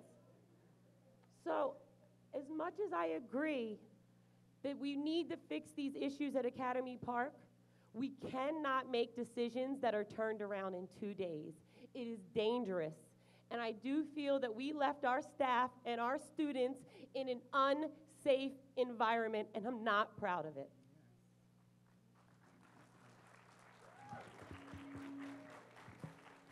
Ms. Woodfolk. Yes. Can I speak? No. Okay, thank you. Go ahead.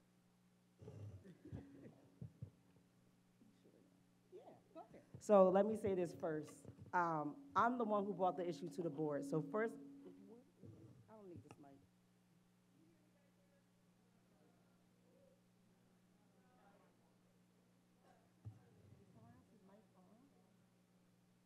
Can you hear me now? Okay, great.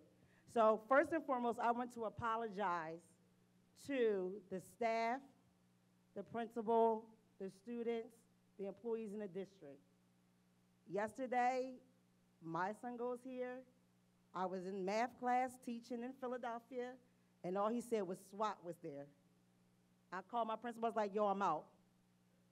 They was like, we need somebody to cover. That's not my problem. It is what it is. So I'm apologizing to the students, the staff of Academy Park, and the parents. I brought this to the board. I did. I brought this to the board in early October when I came to visit, and it was unsafe. So on my days off, when I'm not teaching someone else's kids, I go to visit the schools. I go talk to the students to see what's going on. And some of the things the students just said tonight, I didn't even know, maybe about 4% of it I didn't know. The other part I did know. But I can't, some other board members cannot be the only people coming to visit buildings to see what's really going on with them. And we also can't be the only ones saying something and then, like you just witnessed tonight, the facial expressions. So what I'm saying to you students, it was Miss Monroe. And if y'all saw me in here in early October, y'all know who I am. Because I was telling y'all to take y'all hoodies down. Because even in my school, you're allowed to wear a hoodie, but take the hood off. So if someone asks you to take your hoodie down, just take it down.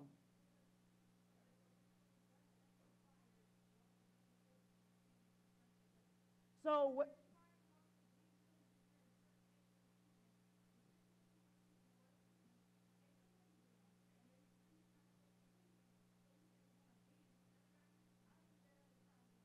So what I'm saying is I came to visit because I get email.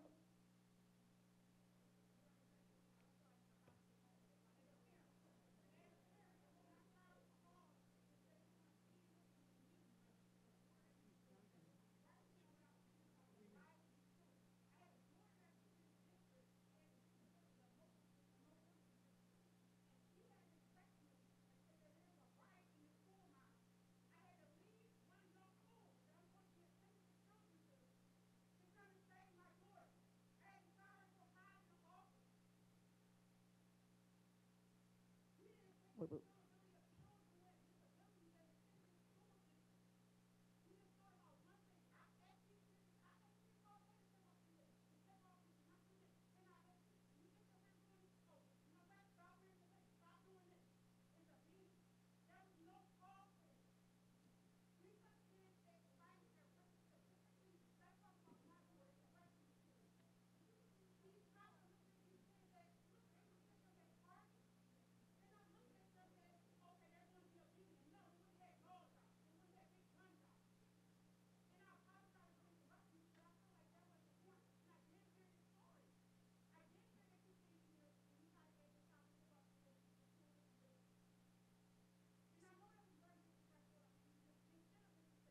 So,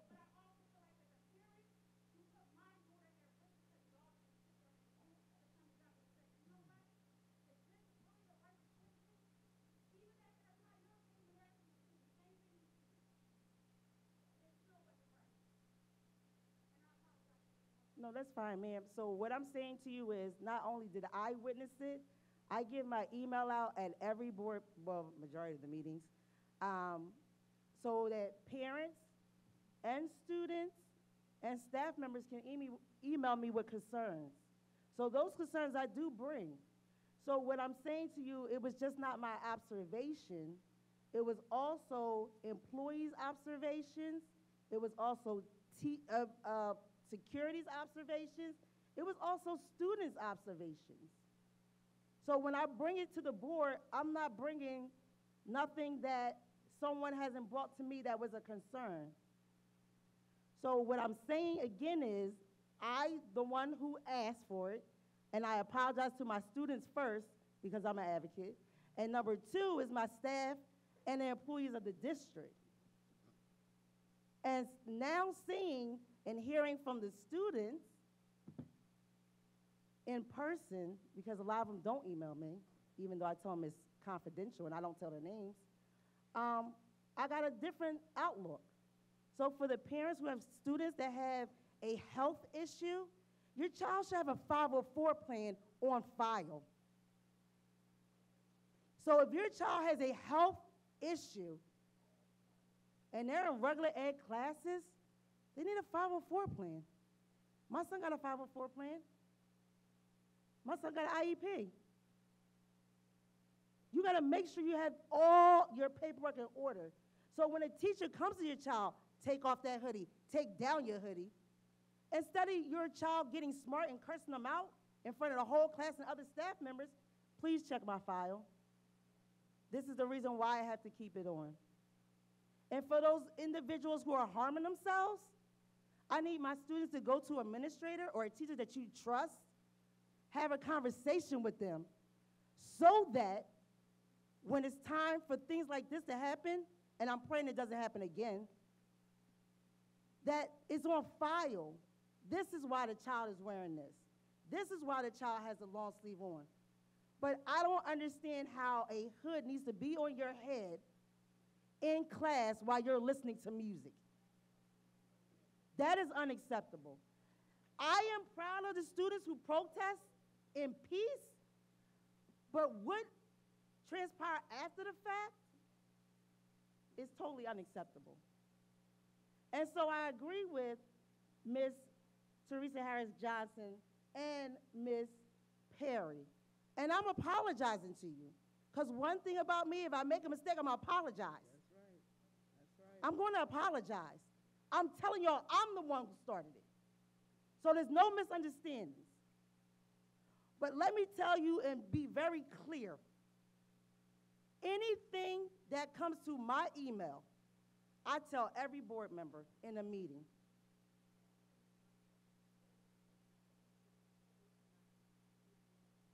No.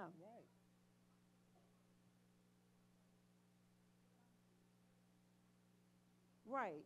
So teachers email me and tell me what's going on. And so when we have a board meeting, I tell my board members.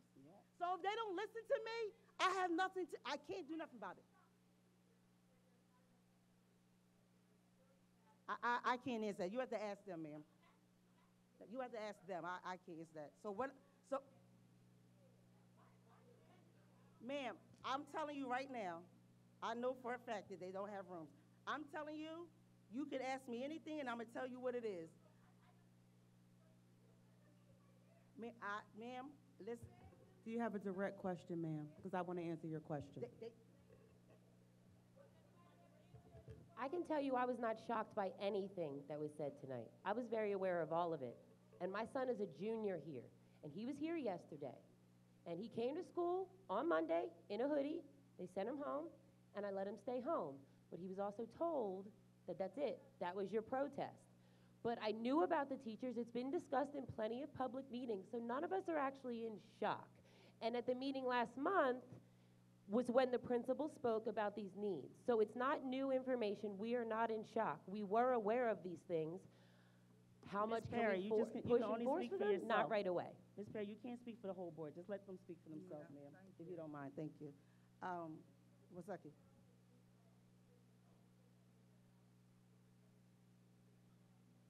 So for me, where I work at, they're not allowed to wear hoodies, right? But in my classroom, it's cold. And my rule is, as long as the hood doesn't touch your head, wear the hoodie. If you're not disrupting my learning environment, but see, I'm a different type of teacher. I'm an old school teacher. And see, what I have is respect. And I tell my kids, just because I'm a good teacher don't mean you gotta respect me. I gotta earn your respect just like you gotta earn my respect. And it's open dialogue and communication in my room. So I never judge myself on somebody else's style of teaching. Everybody's totally different. But my kids know, as soon as that hoodie hit their head, my other kids like, you better take that hoodie off. You gonna make us all take our hoodies off because you can't follow direction? So again, I can't dictate somebody else's classroom. It's just common courtesy.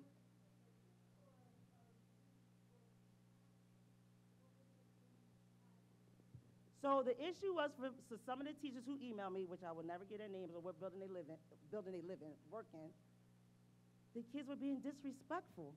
They were asked to take the hood down. I'm not just talking about Academy Park. I'm talking about a district as a whole. And so the elementary schools are easy to deal with. And so when you get in middle school, it's totally different. It's totally different. You got hormones going, you got all this stuff going on. So sometimes students feel like they being talked down to and not talked to. So if you always feel like your teacher's always talking down to you, she's not showing you disrespect, and she, every time you want to say something to her, she rolling her eyes, then you're going to get the disrespectful children. That's what they, I don't want to say that's what they do, but that's how they express themselves. So.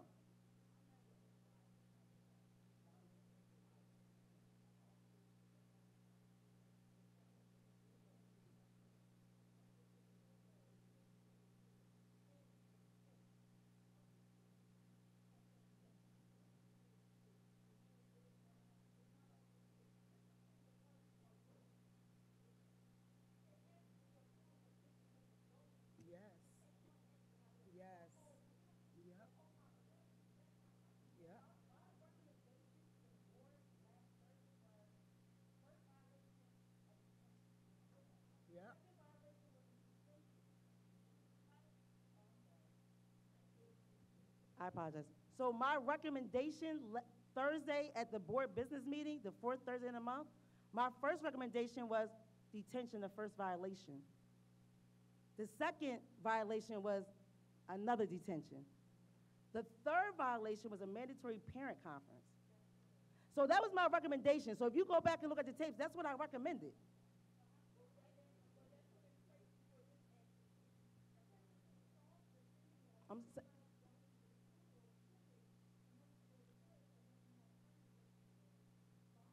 So I'm gonna be realistic. I'm not expecting kids to, as soon as they walk in the door, to, first of all, there were students at an elementary school asked to take their hoodies off while they were still standing outside.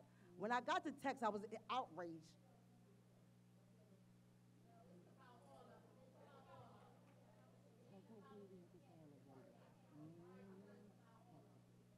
Write it down.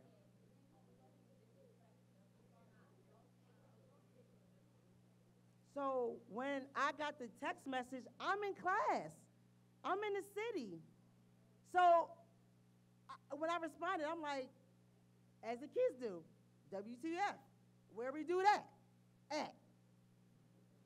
Why you got these kids taking hoodies off outside the building?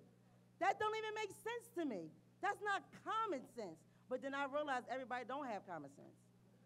So if I'm coming in, so let's kick it to Academy Park. So if I'm coming through the metal detector and I have my hoodie on, I'm expecting by the time you get to your locker in your first block, you shouldn't have no hood on. How hard is that?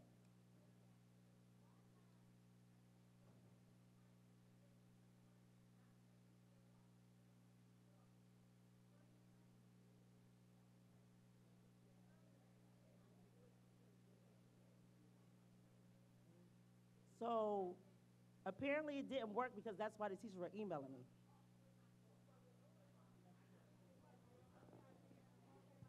Okay, so I guess the bigger issue is communication.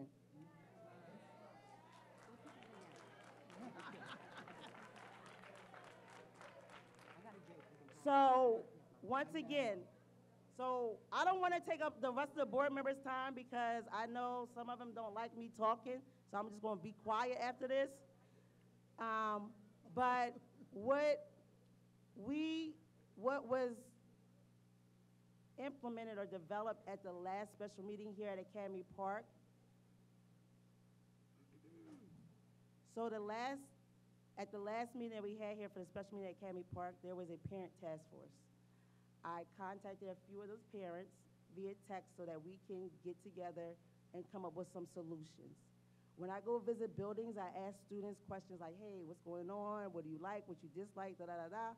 I ask teachers the same thing. Teachers said they would like to have a survey. So last meeting, I asked the board, can we do a survey to the teachers? Sent the survey out, and about, as of today, because I have to send them the updated one because I did not send it to them, right? I didn't send them the new version, but they'll get the numbers as soon as you get the numbers, as soon as I open it up. Out of the whole district staff, only 150 teachers filled it out. But they'll text me and email me all day long. I gave you a voice to voice your opinion, and I'm going to suggest to the board again, you need to send a survey out to these students to hear what they got to say. Then you send a survey out to the parents. One thing about the survey that I created, I'm not taking emails. I'm not asking for your name. If you choose to give that to me, that's fine. We can have a dialogue after the fact. So then when all this information comes back, so tonight when I go home, I'm going to send 150 responses. They already got 72 or something I sent the day I sent it out. So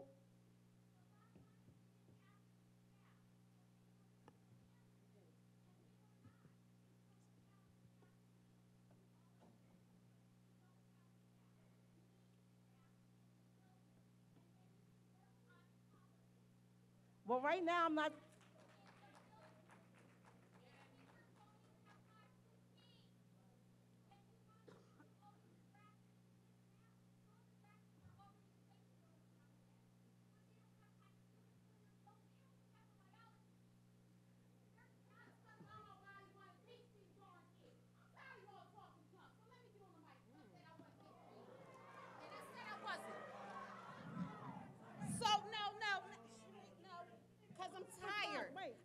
What I want to say because I'm grown. Miss Mason. And that's fine, and she can speak, and I'm going to say, and I'm going to rebuttal. Miss Because that's what I do. Give me a minute for a second. So, Miss Barley, no, it's not going to go left. It's not going to go left. So, Miss Barley, you know that I'm an educator, right? You know, just like the teachers at Academy Park, when 20 staff members call out at my job, I can't go to the bathroom. I can't eat lunch. Listen, wait. I got 35 kids enrolled in my class. They just added one more. Now, plus, I got the 5 other kids that I call them butterflies because they're the ones that will lay a teacher down in any form or fashion. And guess what? When they come to Miss Monroe's room, they sit down. They're respectful, and they do their work from the other teacher's class. So I understand your point, what you're saying, but as an educator, I know they pain because I'm in schools every day. I'm in the school every day. And guess what? We got a hoodie band too because we're not supposed to have hoodies on at my job, but I let the kids wear them because, one, they're respectful of me. And so I understand what you're saying. I truly hear you, but I'm in a fight just like any other educator in this whole entire country and world. I'm gonna say this.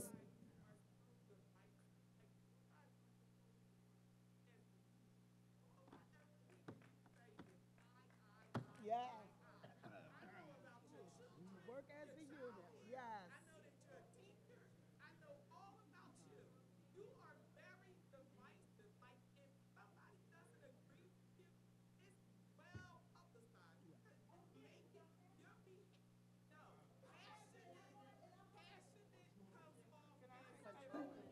I'm sorry, can I say something? Wait a minute.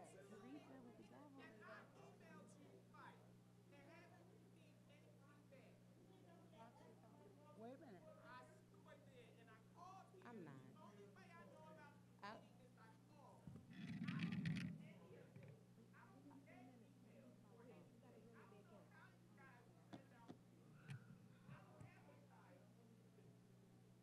So let me explain this. I'm sorry, cause y'all all had your time, y'all 3 minutes, and I ain't get mine. So let me get mine. My name is Latanya Manson. I'm the cheerleading coach for 17 years at Academy Park. I live at 1545 Foster Avenue in Darby Township. So if you got a problem, you always can come try me. So let me explain. I'm a teacher, and I've been teaching for 22 years. It is nobody is going into education. Nobody wants to teach no kids. So yes, it is a shortage. They're not, y'all keep saying, go get somebody, go get somebody, go get somebody. Well, where they coming from? Because they ain't at Lincoln, they ain't at Temple, they not at Drexel, they not at Widener, they not at Del State, they not at Cheney. They're not, none of them, nobody wants to go into education. For one, we ain't getting paid enough money. Nobody want to do it. So if you want to be an educator, it really has to come from the heart. So if you don't, so when y'all say, go, y'all need teachers, well, first of all, don't nobody really want to work, because let's be real. Everybody getting extra money and checks and stuff like that. It's applications everywhere. Nobody is applying to come here to be security or a teacher. Y'all want to talk about money. Yes, they got a whole bunch of money, but y'all kids don't have nothing. So they're trying to do stuff to make sure that your kids have anything. I'm at every school board meeting. Y'all can check them all. I'm always on here. I'm on the mic. I'm snapping. I'm fussing. I'm flipping. I'm asking them for everything. They know me.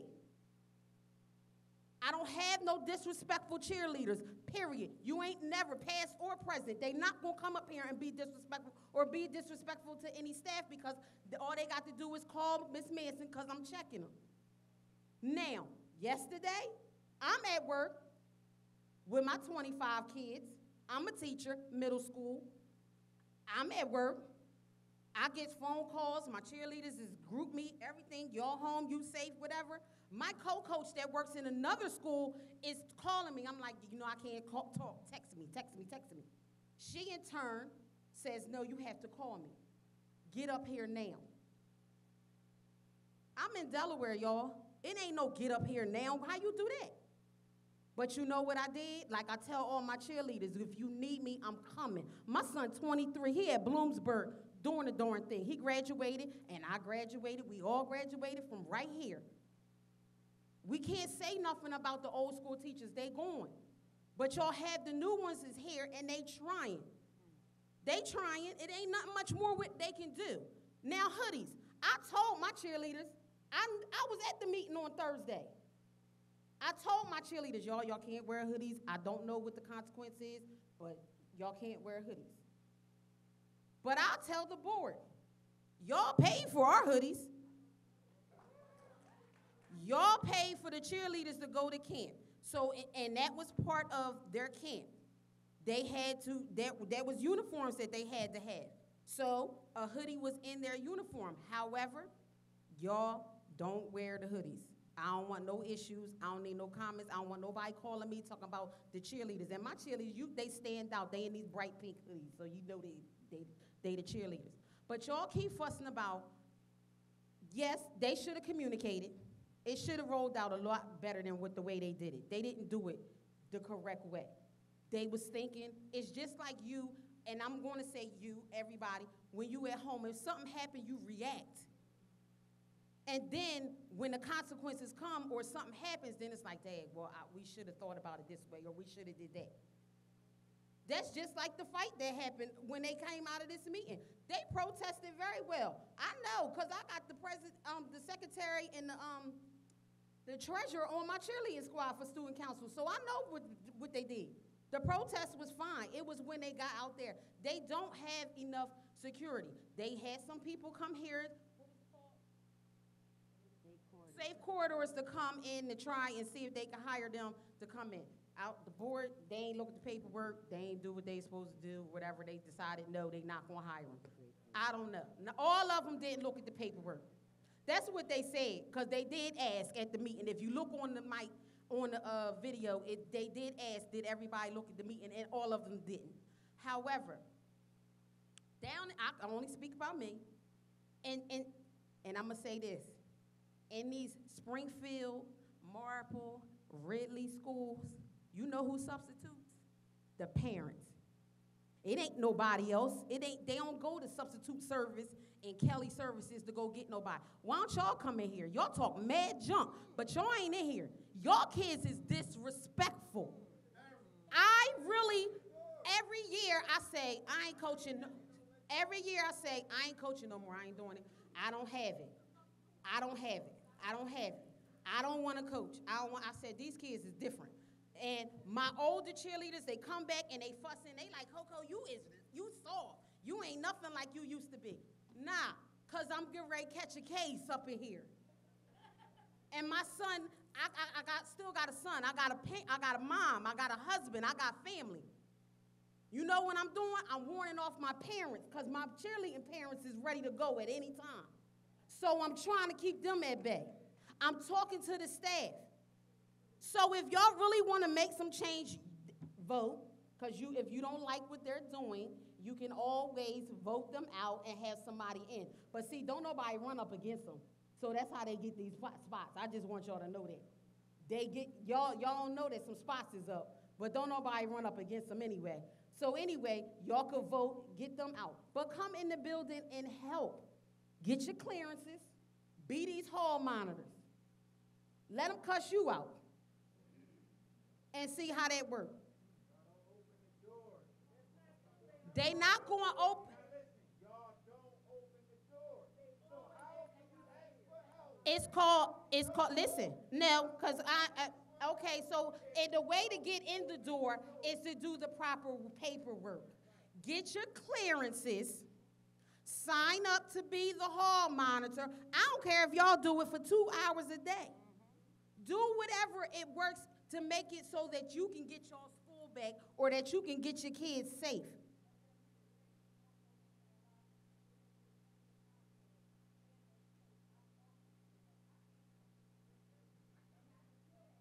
Well, you need to make sure it's on file. And I believe Mr. Baxter is in charge of HR.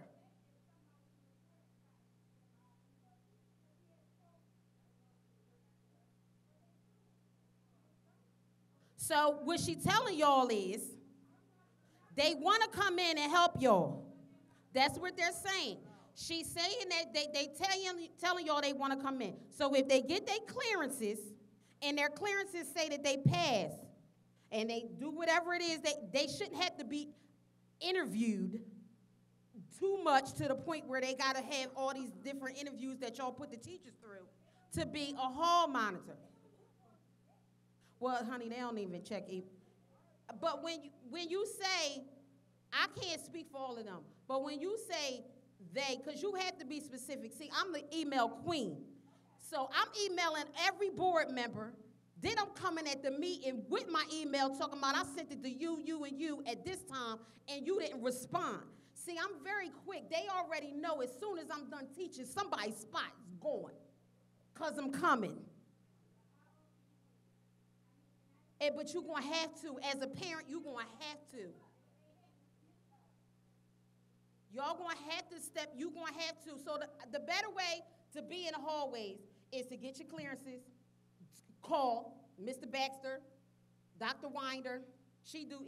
Dr. Winder responds to emails. I just want you. So listen, I want to come into school, be a hall monitor. I got my clearances. Because y'all got to have your clearances to go on these field trips. The clearances are free. Clearances are free. Yes, they're free. Yes. Clearance is when you volunteer, anything in education, they're free. I'm gonna need y'all to get y'all, come on. So, I told y'all parents what y'all should do. It's up to y'all to get in the building. Like I said, you think Keisha and John ain't bad. Keisha and John in here snapping. Ms. Manson, thank you very much. Okay, now we can hear from the rest of the board, please, so that we can get out of here because it's going on 11 o'clock.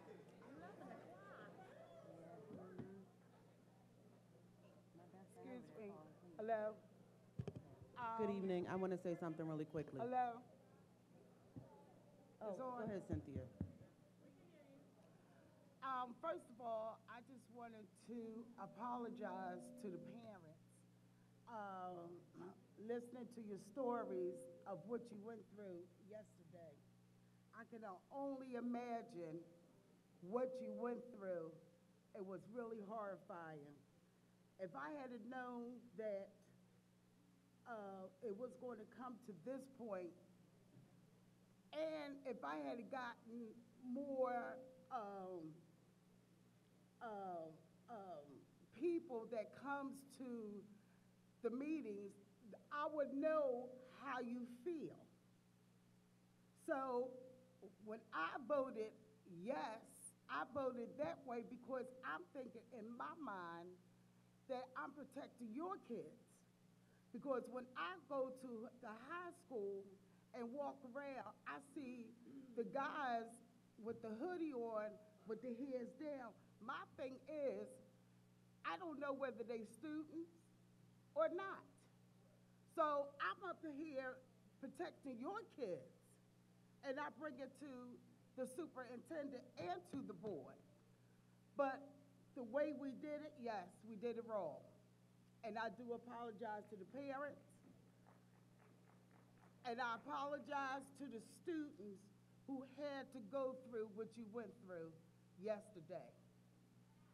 So, and the staff as well. So my thing is, by me hearing how you feel, I'm willing to turn it back over. But can I ask the parents, can you please start coming to the meetings? Okay, so that way the board can understand how you feel. And I want the board to talk to our students as well, to see how they feel about different things. We have our meetings the third and fourth Thursdays of every month. Except for this month. Except for this month. They're a week early. Next Thursday and the Thursday after. Because if we And don't also know for how the you month feel, of December. Oh, okay, thank you. if we don't know how you feel, then we're going to vote on how we feel.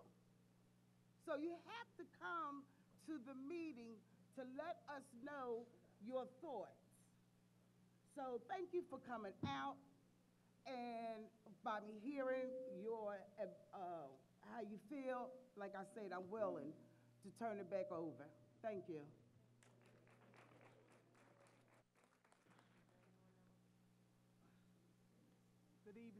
Good evening, everyone. Thank you so much. As I sit back and I listen to the comments, I'm not the loudest person on the board, but I am the most thoughtful one, I think, when it comes to making decisions like this. And I really believe that I took my time to make the decision, but on Monday when I heard about the uproar and what was going on, I cannot tell you the things that were going through my mind. Did I make the right choice? You know, thinking about whether or not I put someone's child in harm, and did I think about this long enough? It really changes things when you hear voices of not only teachers, when you hear voices of children, when you hear voices of the community. It makes a difference of how you think about things and your perspective. So I appreciate everyone bringing their voice to the mic today. I do apologize for, what went on, but I do not think that there's an excuse for it. We heard it so many times this evening that there's ways to protest. And if your child is sent a directive of a dress code, then they should honor that dress code. There's no need to have the kind of uproar that we had yesterday. However, I'm willing to take another look and rescind that agreement that we had made on Thursday and think about it again and be more thoughtful and be more thoughtful about not only the students but also information. We didn't have enough information, I don't believe, to make that kind of decision as quickly as we did. So thank you. Agreed. Good evening. My name is Sharisha Joy Abney, and I want to thank all the parents and the students and the staff who've been here with us for the last 3.5 hours trying to do what's best for their students. And I just want to be clear that all of us up here are here because we care about your young people. Some of you may know none of us are paid to be here. We're here because we care about your young people, your students. I too am grateful that I had the opportunity to listen to your concerns because it's not very often. I think this is the first time that the auditorium has been this packed since I've been a school board member. But I want you all to understand we do have your students' best interest at heart. I'm a resident of Collingdale. I've been a homeowner in Collingdale for the last 15 years. When we vote to raise your taxes, I'm raising my own taxes. We're raising our own taxes as well. We make our decisions to the best of our ability in the best interest of the school district. I do also want to say there is no excuse for police brutality that is unacceptable and that will be challenged, and we will have conversations about that. It is also unacceptable to have the amount of violence that we have in this school, and we are going to be proactive and work together to solve the problems of this district. There's a lot of things in terms of, there's a long list that we need to handle, but safety is our primary concern. Students, staff should always feel safe in the building. That is, I'm an educator as well, so I come from a trauma-informed background, so it's very important to me that students feel comfortable and they feel safe. I did hear this evening a few things that we were unaware of, that we will obviously have to take time as a board to discuss and to solve some problems. What we want to welcome you all to do is to partner with us to solve the problems that we have in this district. There are many solutions in this audience. Oftentimes we hear about the problems in the district, but there are many solutions in this building, and we're inviting you all to partner with us. We are not each other's enemies. We are a team, and we ought to work together because this is our city and this is our community. And we need to take back our power and our ownership by working together in unity. I also want to say, please don't speak for us, and please do not make assumptions about what we know as board members. There are things that we are not privy to. So what we would prefer is if you ask a question. It's always important for us to be curious rather than to assume something, right? Because I don't know many people in this room, and most of you don't know me personally. So let's not make assumptions about people. It's really important that we continue to try to work together because that's what we're here to do. We're here to solve the problems. When we brought Dr. Winder in, she is the woman for the job. We support her. She is an exceptional superintendent. And we're gonna do everything in our power to make sure she is successful, because when she's successful, the whole district is successful. And I just wanna be clear about that. And that's all I have to say. Thank you.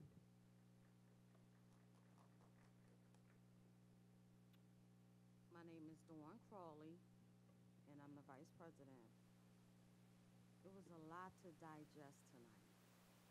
It was scenarios, situations, tragedies, and trauma that a lot of you experienced the last 2 days.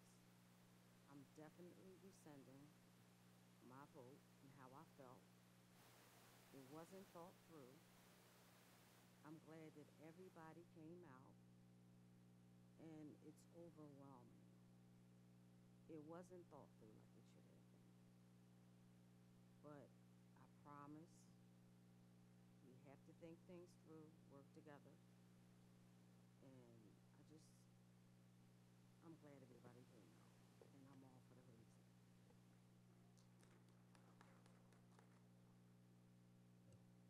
Hi, forgive me, my voice is really hoarse, but I just want to say I appreciate you all coming out, and I want to apologize personally for the unplanned and hasty decision that was made. And thank you for bringing light to the scenarios and situations that happened that we didn't think about. And when things like this happen, and it was unfortunate, I thank God no one was harmed, because we could be here saying something different. And I thank God that didn't happen, but we're here, right? And this is the circle. This is the board. These are the parents, the teachers, and staff. This is the village. This situation led us to a full circle. Where do we go from here? It's up to every single one of us. And I like to say that our children conducted themselves better than some of our adults this evening. And I appreciate you students for coming up. It's not easy. I appreciate you.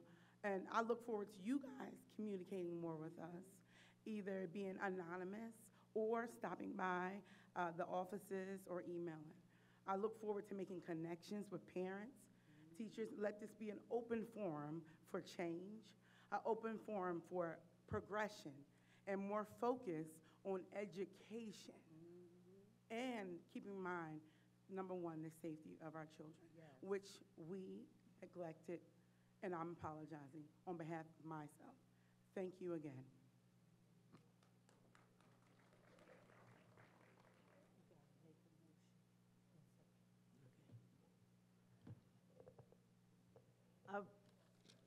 I would like to make a motion. Oh, I'm sorry. Would someone please make the motion? Make a motion. No, you make a motion too. You actually have to say I make the a whole mo- thing. You have to say the whole entire thing. Okay. I move. Hold on. I'd like to put a motion on the floor that we do rescind the hoodie ban with the stipulation that I charge these students to self-govern and know that unfortunately, if you guys do not change the culture, we will need to make changes probably sometime after the holidays. But at this time, I do make the motion that we remove the hoodie I ban. move to rescind. That's the proper parliamentarian. Yes, the proper parliamentarian I procedures. apologize. Thank you, Ms. No, it's Monroe fine. Bissett. I move to rescind the vote for last week for the hoodie ban. May I just say something at this point? That what I'm understanding, that we are rescinding the vote that the board made on October the 27th with the hoodies. They can wear the hoodies, but not put them on their heads. Okay.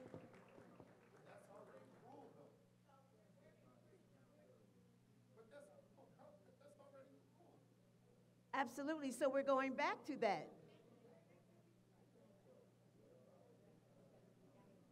So I have a motion. Do I have a second from the board? Wait a minute, wait.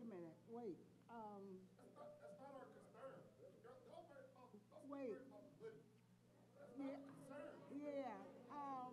Nobody.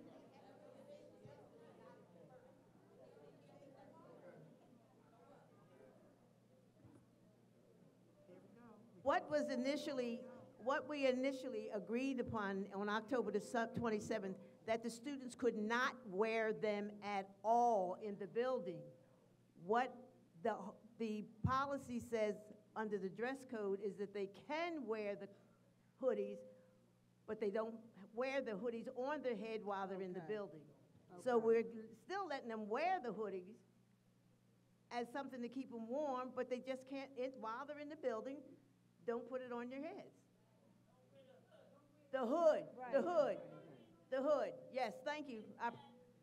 Thank you. Don't wear the hood. Yes.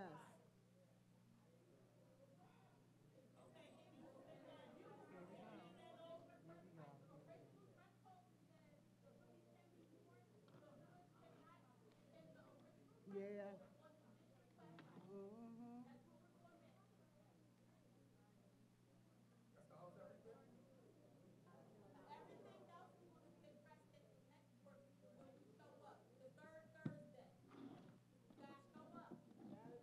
Yes. For the month of December, because there is a holiday, which is Thanksgiving, the board, the committee of the whole and the board, regular board meeting move up 1 month. So the committee of the whole meeting will be December the 5th. December the 10th. 5th. Was it the 5th?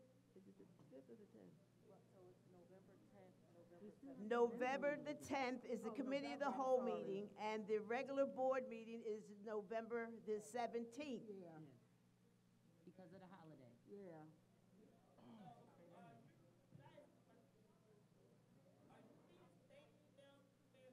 We have to vote. We have to vote. We have to vote. We have to vote. We still need a second. This is what I mean. Don't make me laugh.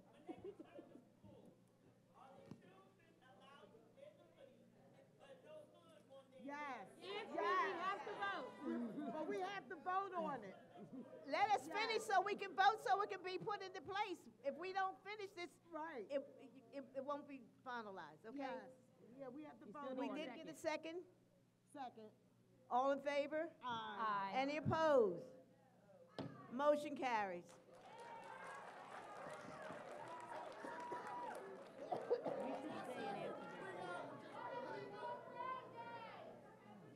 And may I have a motion? Excuse me, excuse me. Ladies and gentlemen. Excuse me. We will be getting an all call tomorrow of how school will roll out from Friday on. We will be meeting with the administration tomorrow and laying out a plan for how school, tomorrow is virtual, and you'll know before evening what happens for the rest of the week.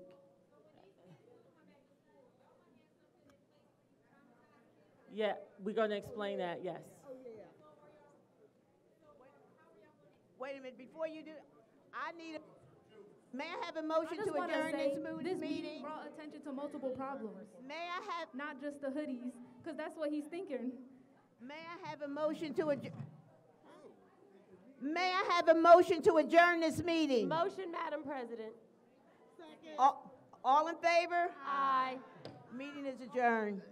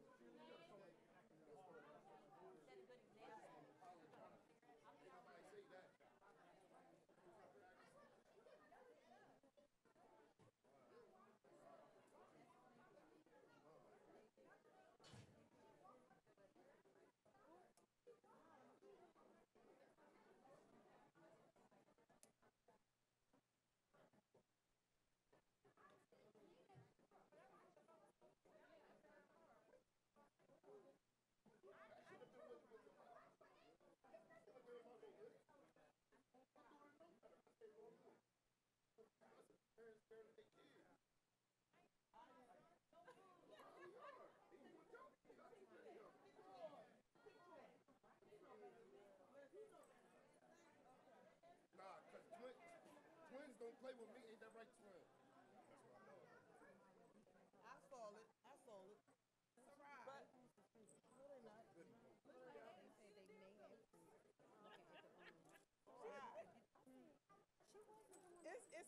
But it's the one getting on the mic that started the act.